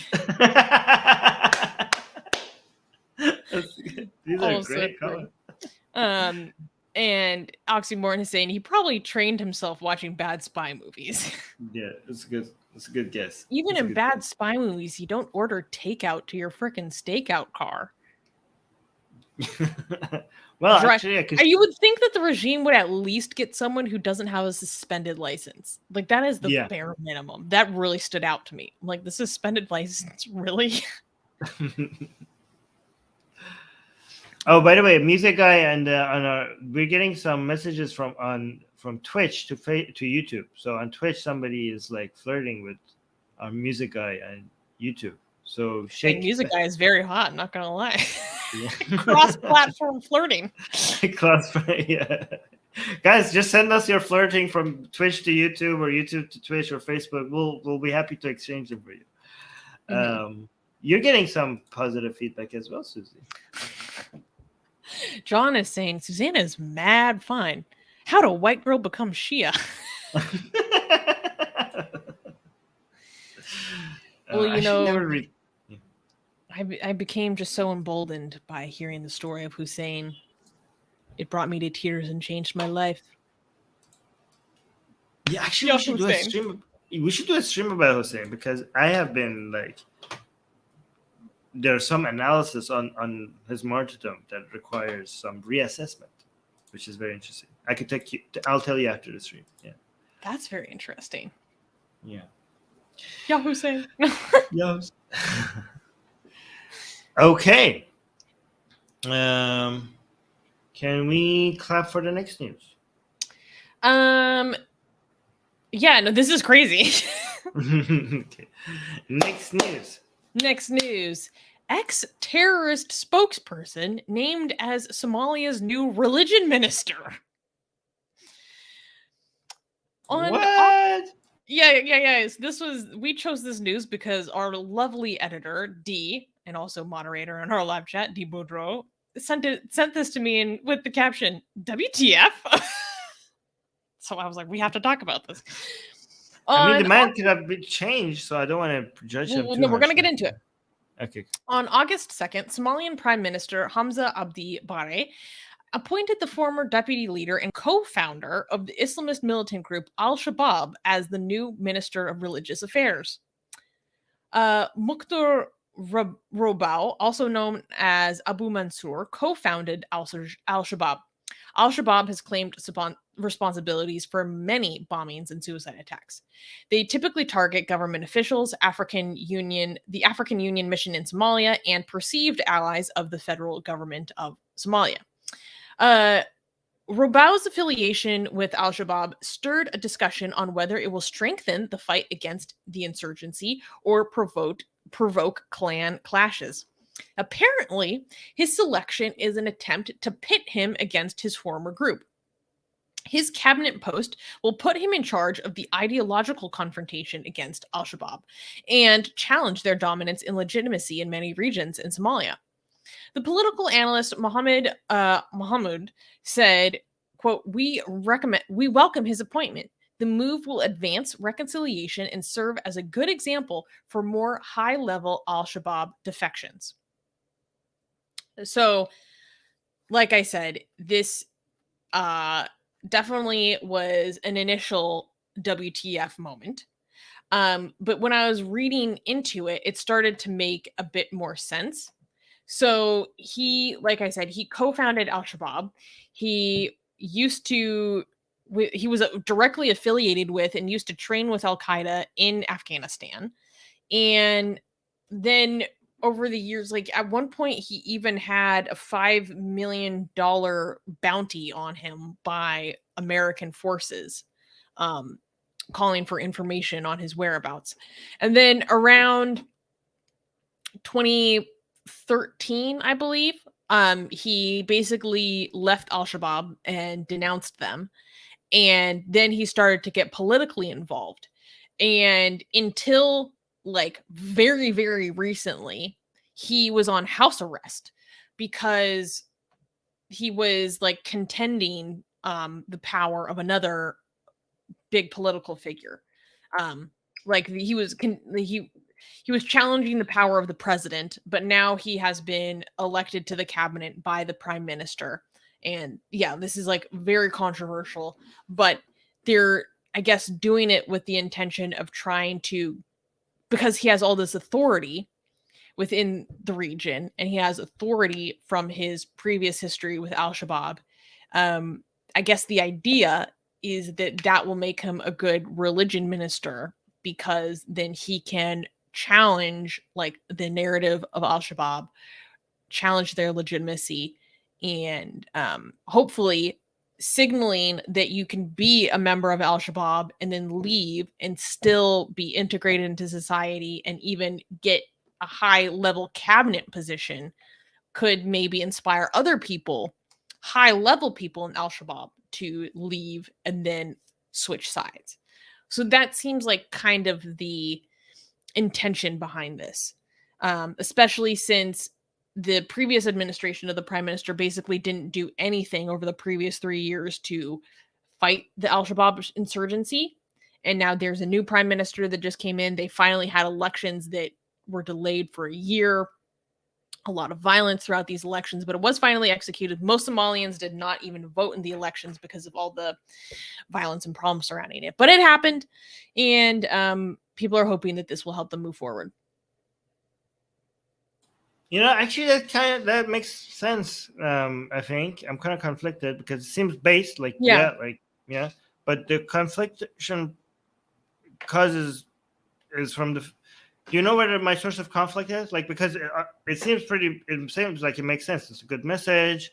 It seems like it's going to work. Like, it seems like a good way of trying to address this issue, right? My problem is the fact that there is such a thing as religion minister, right? The fact that this position exists is my issue. But if it exists, if you can't do, this seems like the best use of that position, in my opinion. But I don't think religion minister makes sense. But yeah. By the way, Qasim and Babak are here. Both Qasim, Hey, Durud! Yeah, and Babak. Yay! Chitori. Yeah, I don't know. The headlines really shocked me. I'm like, you're putting someone who trained with Al-Qaeda in charge of religion ministry? Like, what kind of results are you going to get here? But I was reading into it and it started to make more sense. I don't know what kind of positions he like puts forward nowadays. Like, what are your beliefs now? I'm still have questions. I still have concerns. What are you going to be promoting? I still have concerns, but I don't know. A lot of people were actually praising this as a positive thing. Yeah. I guess by its cover, I don't know, man. Is this him? Wait, scroll up. I don't want to play this video because I don't know if it's going to show something that we can't show on YouTube. Anyways. Yeah. It kind of looks like him. I think it might be. Yeah.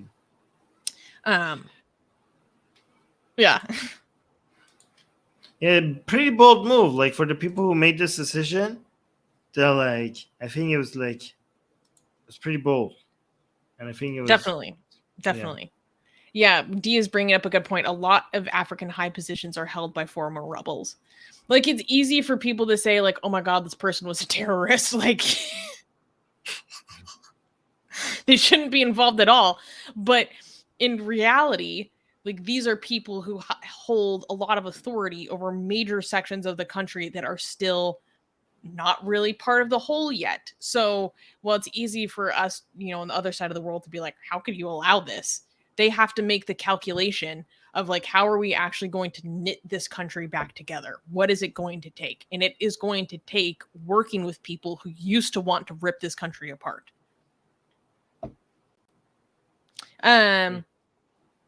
Dee is saying these former rebels are so corrupt once they gain power. There is also a history of that. That is a very good point, Dee. There is also... Okay. I'm less optimistic now because of you guys in the live chat. Because Bjorn is saying, considering the track record of Al-Shabaab, I don't see this as a good move. But people can change, so I don't know. Like, I think, okay, you know what? We're just going to withhold judgment. We don't know. Okay? It might have been, Might be it might even be a secret plot by Al-Shabaab to just take over. Oh my God! Don't say that. No, I wasn't serious. Cautiously withholding judgment, but I have concerns. Like I'm a little concerned. Oh, Qasim! Look at Qasim is being very, really much interested. Being forward today, huh? And Balak agrees. Light me up close. Getting real close.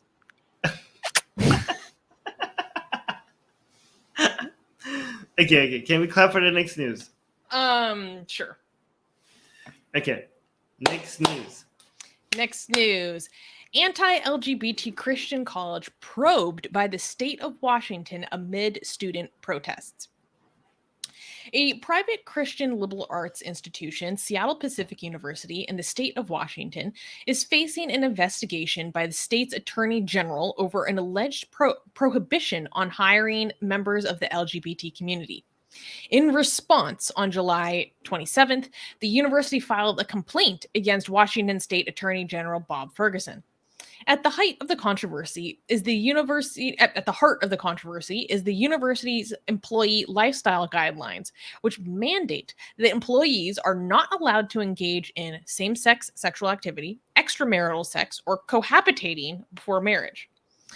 The complaint from the university explained that, quote, the U.S. Constitution recognizes and protects the right of Seattle Pacific University to decide matters of faith and doctrine, and to hire employees who share its religious beliefs, and to select and maintain and retain ministers free from government interference.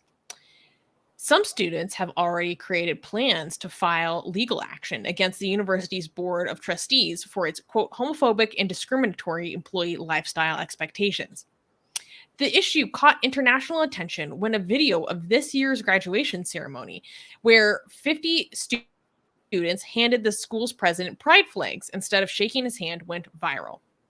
Tracy Norleen, the spokesperson of Seattle Pacific University, said the university will not be changing its established lifestyle guidelines for its employees, despite the protests.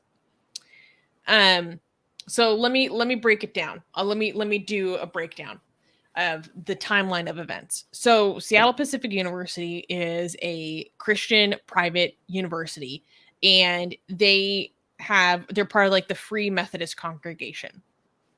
As part of their employee lifestyle expectations, they tell their employees that their employees are not allowed to live with a partner before they get married. They are not allowed to have sex before they get married, and they are not allowed to have same-sex relationships or sexual activity. These are the expectations and conditions of working for this university. Now, this got a lot of attention was drawn to this when there was someone who was wanted to be hired as tried to sue the university for not hiring them because they were gay. And then what happened was, so within a university, there's like various levels of the administration. And one of the most important ones is the board of trustees. They get to set some of these rules. And the board of trustees basically voted, and they're like, yeah, we're not going to change our employee lifestyle expectations. You guys can suck it up. In response, all of the faculty gave a vote of no confidence to the board of trustees. The board of trustees has only doubled down. Meanwhile, all the students have been protesting for a really long time. During May, there was a month-long sit-in where students occupied a portion of the campus for a month straight in protest of these rules. And then there was the moment that went viral when everyone was graduating, and instead of when they're getting their diploma handed to them, instead of shaking the hand of the president, they hand him a pride flag. And so one after another, he's like getting all these pride flags. Is there a video of that? Yeah, it's at the bottom. Oh, there we go. Okay. And so this video clip went viral. Okay. Get some audio. And calling it there. Oh no audio required. Yeah, you don't need to show the audio. Or play the audio. We can just watch this in the background. It's pretty cute, actually. By the end, he had like this pile of pride flags. So the students are completely against this. The faculty are against this. The board of trustees has doubled down. In response, the students have said that they are organizing to sue the board of trustees. They say, actually the school isn't homophobic, but the board of trustees of the university is. So we want to sue them specifically. So they're like raising money to do that.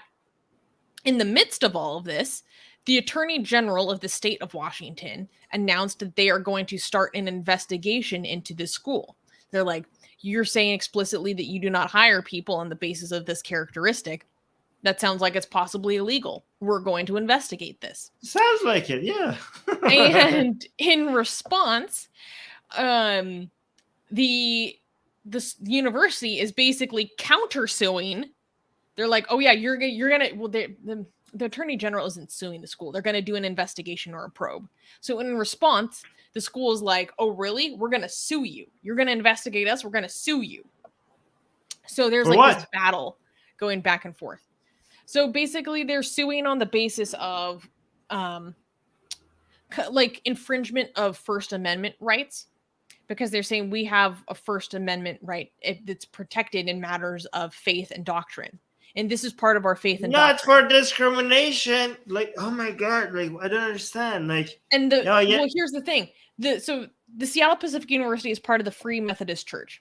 Obviously, so that is a larger body than just this one university. This larger body has said that if this school changes this policy, they will be excommunicated from the congregation. So the school is saying, this is a matter of our faith and doctrine. Like, if you are investigating us on the matter of that is an infringement of our rights, or itself possibly a form of discrimination. It's an infringement of our religious freedom, essentially. Wait, that's their argument. Your religious freedom to do what? To discriminate? Yeah, or to mandate that those who work within their school follow according to their religious mandates. Well, I mean, okay. It's kind of like, I don't know, saying arresting somebody because you have a recording of them trying to do a drug deal, like making a call, like, and then the guy's defense is like, well, I was speaking, so that's my First Amendment right. Like, this is a violation of my free speech. Like, that's like how dumb. I don't know. Am I wrong about this? Like, isn't the fact that you're discriminating comes before? Like, First Amendment is about your right to just give your opinions, not actually to do the discrimination. Like, I don't know. Like, isn't that already illegal? But I think it depends on the state. I don't know how your country is weird. Like, you have different laws in different places. Yeah, I think so. This is actually very complicated, and there are a lot of very specific technicalities of this depending on the case. So there's been a lot of lawsuits about this.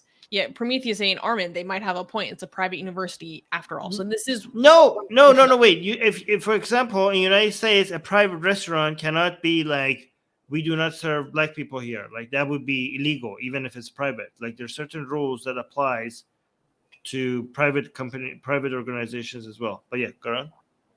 I know, but they're not just the difference is they're saying, well, we're doing it because of our religion, and the government protects our religion. So it's just enough to make you livid. You're like, oh yes, crap, that makes me angry. So what was I going to say? There's been lots of other instances in which Christian schools have fired or refused to hire people on the basis of their sexual orientation. And depending on the situation, it has been treated very differently. So there have been some cases where these Christian institutions lost the case because they have said, oh, you only get to have these specific kind of rules and prohibitions if the position that person is employed in is a religious one. So they like narrow down to when the religion takes the precedent over the discrimination to only religious positions. So there are some instances like that.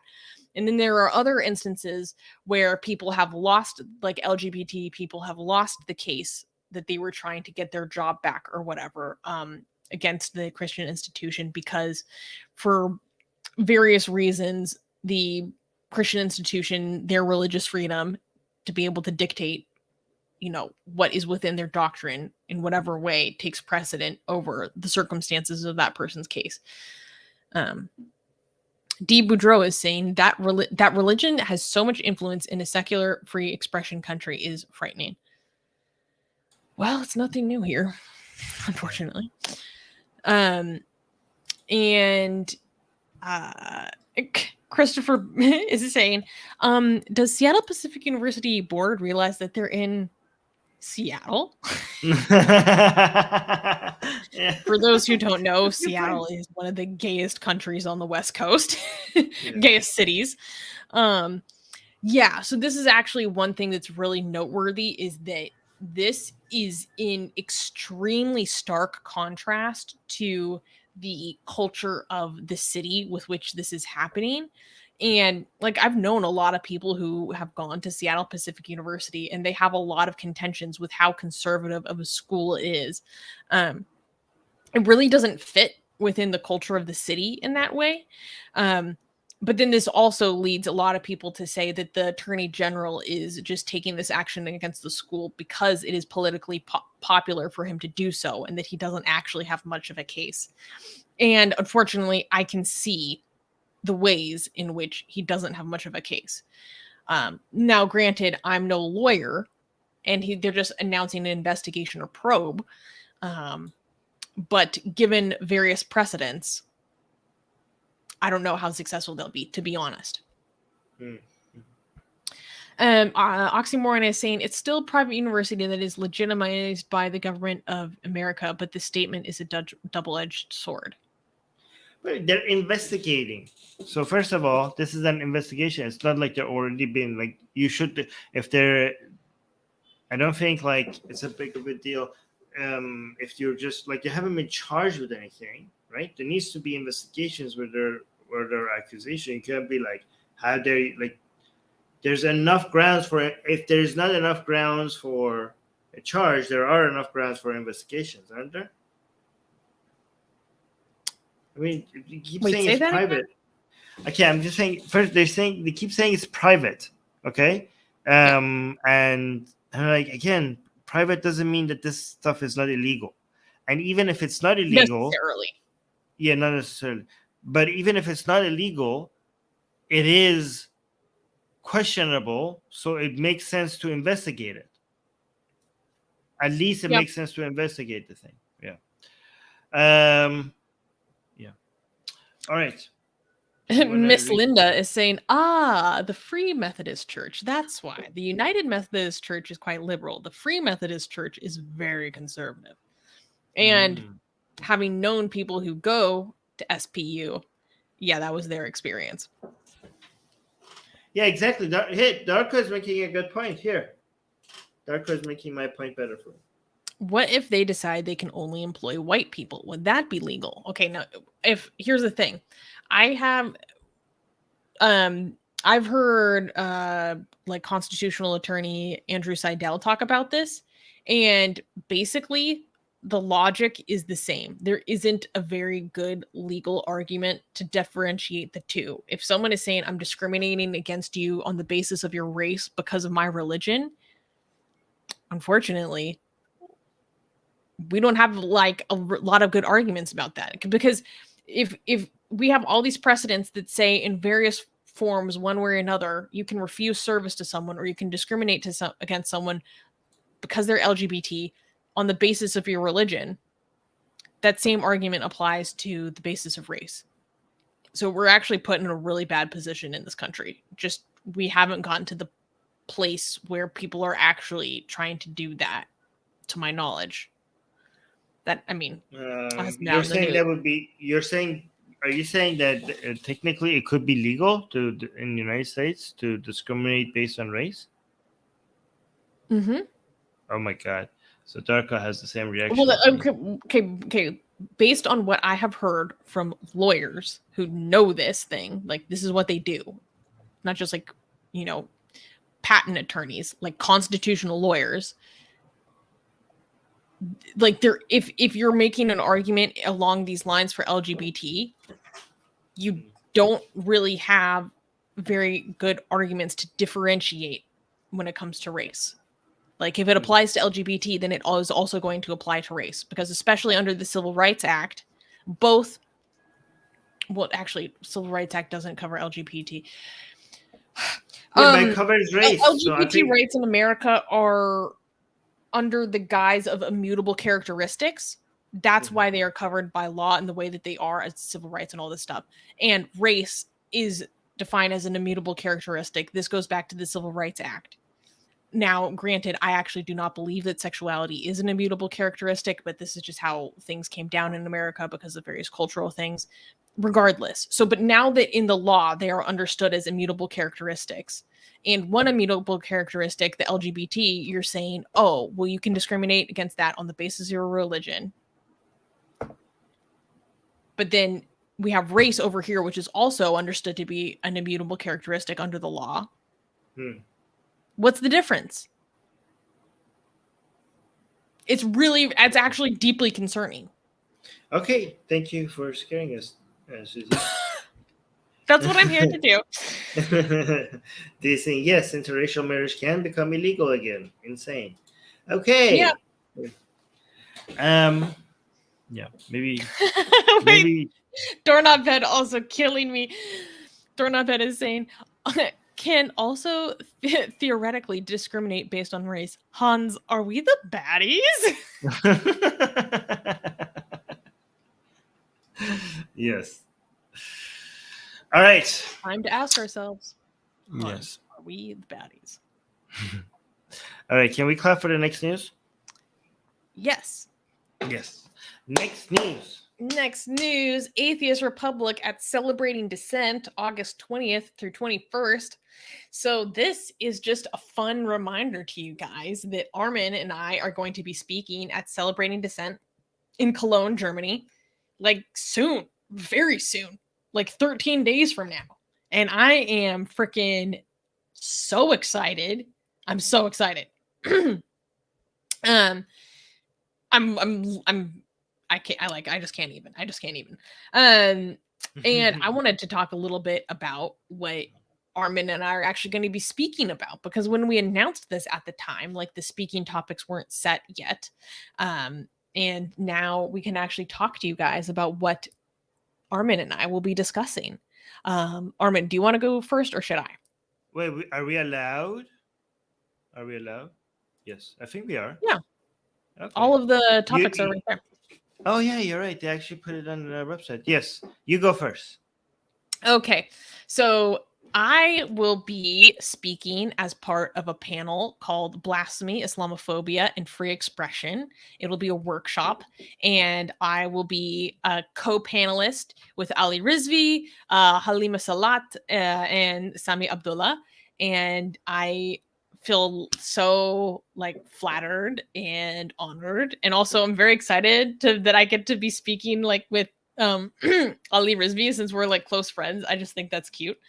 And so my panel is going to be focused around questions like, why is the right to free expression and conscience important for dissent? How is blasphemy linked to free thought? Are there limits? And yeah, obviously I'm a huge nerd when it comes to blasphemy, so I feel like this is perfect for me, and I'm really excited.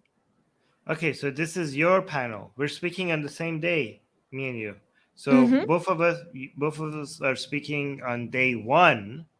You are, yeah. So who's the chair? Oh, wow. So Annie is going to be the chair of your panel. And co-founder of FFRF.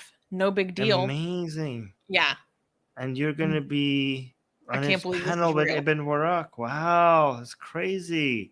I know. I can't believe it. And you got put on a panel about the topic that you are the best at. This is fantastic. And I think I also got put on a panel that is that I'm good at. Because last time and I was put on a panel on comedy, and and I said I said, like, I remember last time I started by saying, like, I'm the least funniest person here, so I don't know why I was put on the comedy panel, and the entire audience laughed. I was like, well, maybe not. Maybe I am. Maybe I'm funnier than I thought. Okay. You are a very funny person. So, okay, so this is your panel. Let me see. I don't know if you're funny, you're outrageous. That's how I would put it.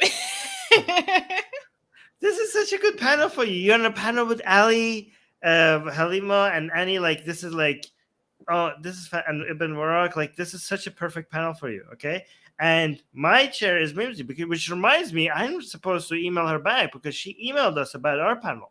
Did your chair email you about your panel? Yes. Okay. God damn it! I should have replied. So, did you reply to it already? I'm bad at this. I should have replied to it. So okay, It's yeah, okay. I need We're on it. We're doing it now. It's fine. Okay. So I need to reply. I need to read what she said and reply to her. But okay. So what is my panel about? My panel. I'm just. You can see how bad I am. I'm like figuring this live on air with you guys. My panel is: what do we mean by morality? Who decides what is morally good? Can we be good without God and religion? Is any form of morality superior? Yeah, I have so much to say about this, but they're not going to give me much time, right? Like this whole panel. Oh, you got to jump in. You're going to be aggressive. Okay, so like we just have. Okay, so we have to. This is like less than an hour time, and there's like 7 of us in a panel, so there's not going to leave me much speaking time. So I have to like really figure out what I'm going to say. And the problem is that the amount of speaking time you get is based on how willing you are to like push, but you don't want to do that because this is like you're speaking to an audience of feminists, and there are women on your panel, and there are women on your panel. So if you push too hard, people are like, "Shh, hey, Armin, they're like women on your panel. Like, let them speak." And like, okay, like, so I have to like, I don't know how to figure. I have to be careful about being. So this is going to be a challenge for you. It's going to be a challenge. It would have been easier if there were no Nuria. I'm on a panel with Nuria. This is amazing. I miss Mimsy. I miss Sohail. I'm going to meet these 2 other Khadija and Kamal. So that's cool. And Wissam. Oh, Wissam. Yeah, I think I know that guy. Yeah. Mm-hmm. Anyways, I shouldn't do this live on air because like I could be looking at someone's name that I have like met 10 times, and like we have been talking to each other for years, and I'm like, who's this guy? And they're gonna watch the stream and we're like, what he doesn't like. So I shouldn't be. Why am I doing this live on air? I should like hide this. You're not very good at not talking when you need to not talk. It's Armin's Achilles heel. He's not knowing when to stop talking. I've already figured out what my line is going to be about morality and religion. I'm not going to say it because if they're watching, they're going to copy me. So I'm not going to say. Yeah, exactly. Never let them know your next move. Yeah. Oh, by the way, Veria is going to be there too. Did you know that? Apparently, Veria was added to the panel. No. Yeah. Wait, for those who don't know, tell people who Veria is. Veria is like an atheist activist on the Persian side, so makes live streams and podcasts and active on Clubhouse. Talks about morality. Oh my God, why is he not on? He would be okay. So I'm glad that I've already taken the morality panel because he's like his thing is morality. Like he is like. Oh my God. And he's like so much into veganism. He would have like tried to turn the morality panel into an argument about veganism. Okay. So I'm glad that I'm glad that they didn't allow you on the morality panel because like you would be taking over that panel. Wait, is Veria actually speaking or is he just going to be there? Oh, wait. I thought that means like when he's going to be there, I thought that means he's speaking. No? Babak, is he speaking? Anyways, wait. I don't know. Where they used to have, they changed the format so I can't see all the speakers in one place. Shoot. Okay. Yeah, now they changed it. Oh my gosh. Oh my gosh. Oh wait, Dia's asking a very important question. What organization is backing this and where can we find this? Wait, let me put the Live chat. Link to Yeah, this send. you should So- celebrating the Ascent 2022. Yeah, so the main sponsor or organizer would be Council of Ex-Muslims of Britain, and they have a bunch of other partners like Center for Inquiry, Freedom from Religion Foundation, National Secular Society, stuff like that. You can on the website you can see that it is listed as partners, and you can find them all there. So Richard Dawkins will be there too. Yeah, keynote speaker. If if that matters to you, you might know the guy. Okay, so if you're interested in that, come and watch known to some. Some people are aware of his existence. Yeah. Okay. I'm so excited. All right. I'm so excited. Someone was asking like who we were there. most excited to see, but like I can't pick. I can. I know you're gonna say me. Yeah. Yes. Yeah. I'm most excited to see Armin and Babak. Yeah. Yes. Yeah. But Yeah. I was gonna say you and Babak, but Richard Dawkins would be a third. So first, number 1 would be Susie. Number 2 would be Babak. Number 3 would be Dawkins. Wait, no. Number 3 would be Ali Rizvi. 4 would be Dawkins. I know, but I don't want to rank all my friends. Like I have Mimsy, dozens of friends. No, like, Mimsy is also Mimsy. Armin is not afraid to rank his friends in public. Yes, Mimsy. So Ali Rizvi would be above Mimsy. Mimsy would be next one. Yeah. So I hope they're not watching. This is horrible. I should stop talking. I'm going to stop talking. This is what I told you earlier. Shake me saying bold move. Yeah. All right. This was fun, I'm excited guys. because I think what we should do is I want to do like little reviews. I want to go to the different talks and write notes and then come back and give highlights to our audience for people who can't attend. What do you think about that? Good idea. Well, I was kind of distracted because this amazing comment that Qasim left. Sorry. Qasim is saying, is this Richard the same Richard who asked you to sign your book for him? Yeah, some people might not know. Richard known for it. Guys, this was I thought this was a dream until other people told me that they actually witnessed that it happened. Okay, I was like, "There's no way this happened. I must have imagined this." Okay, and then Ali Rizvi was a witness to this happen. Richard Dawkins on the last event walked over to my table that I was sitting at with my book. This book. Why There's No God, and asked me if I can sign it for him. You're muted. I said, that's pretty crazy. Yes. That happened. I still can't believe that actually happened. I still can't believe it. I still can't believe that happened. God, imagine if it that was amazing. Yeah. Do you say mic drop? I'm so glad that there were other people watching it happen because nobody would believe me. Nobody would believe me saying that. Like people would just be like, yeah. People are like, sure, Armin, sure. All right. Anyways. Oxymoron is he's still your number 4 though. Well, I mean, Babak and Susie also wanted me to sign my book for them. So. By the way, I have already, because I knew I would forget. Okay, I've already put Babak's book because I already signed the book for Susie. But because I knew I would forget, I've already packed a book to sign for Babak when I'm there. Oh, that's so sweet. Yeah. I'm glad you remembered because I was going to remind you. I did not remember. He constantly reminds me. Okay, I was going to say, because this amount of forethought is out of character. No, yeah, it is. I do not remember such things. Babak literally told me that he will never forgive me if I don't do this. Anyways. This is Anyway. hilarious. Babak and Qasim are fighting over who is ranking me number one. Babak is saying, for me, Susie is number one. And Qasim is like, for me, Susie is number 1 through 10.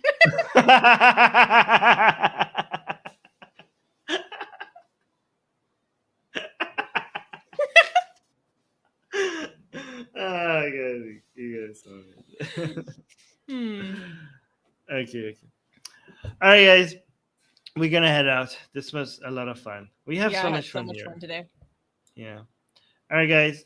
Thank you for being here. Thank you for making this a joy. And we'll see you again soon, a couple of days when we do the Q&A. Yes. Bye-bye. Bye.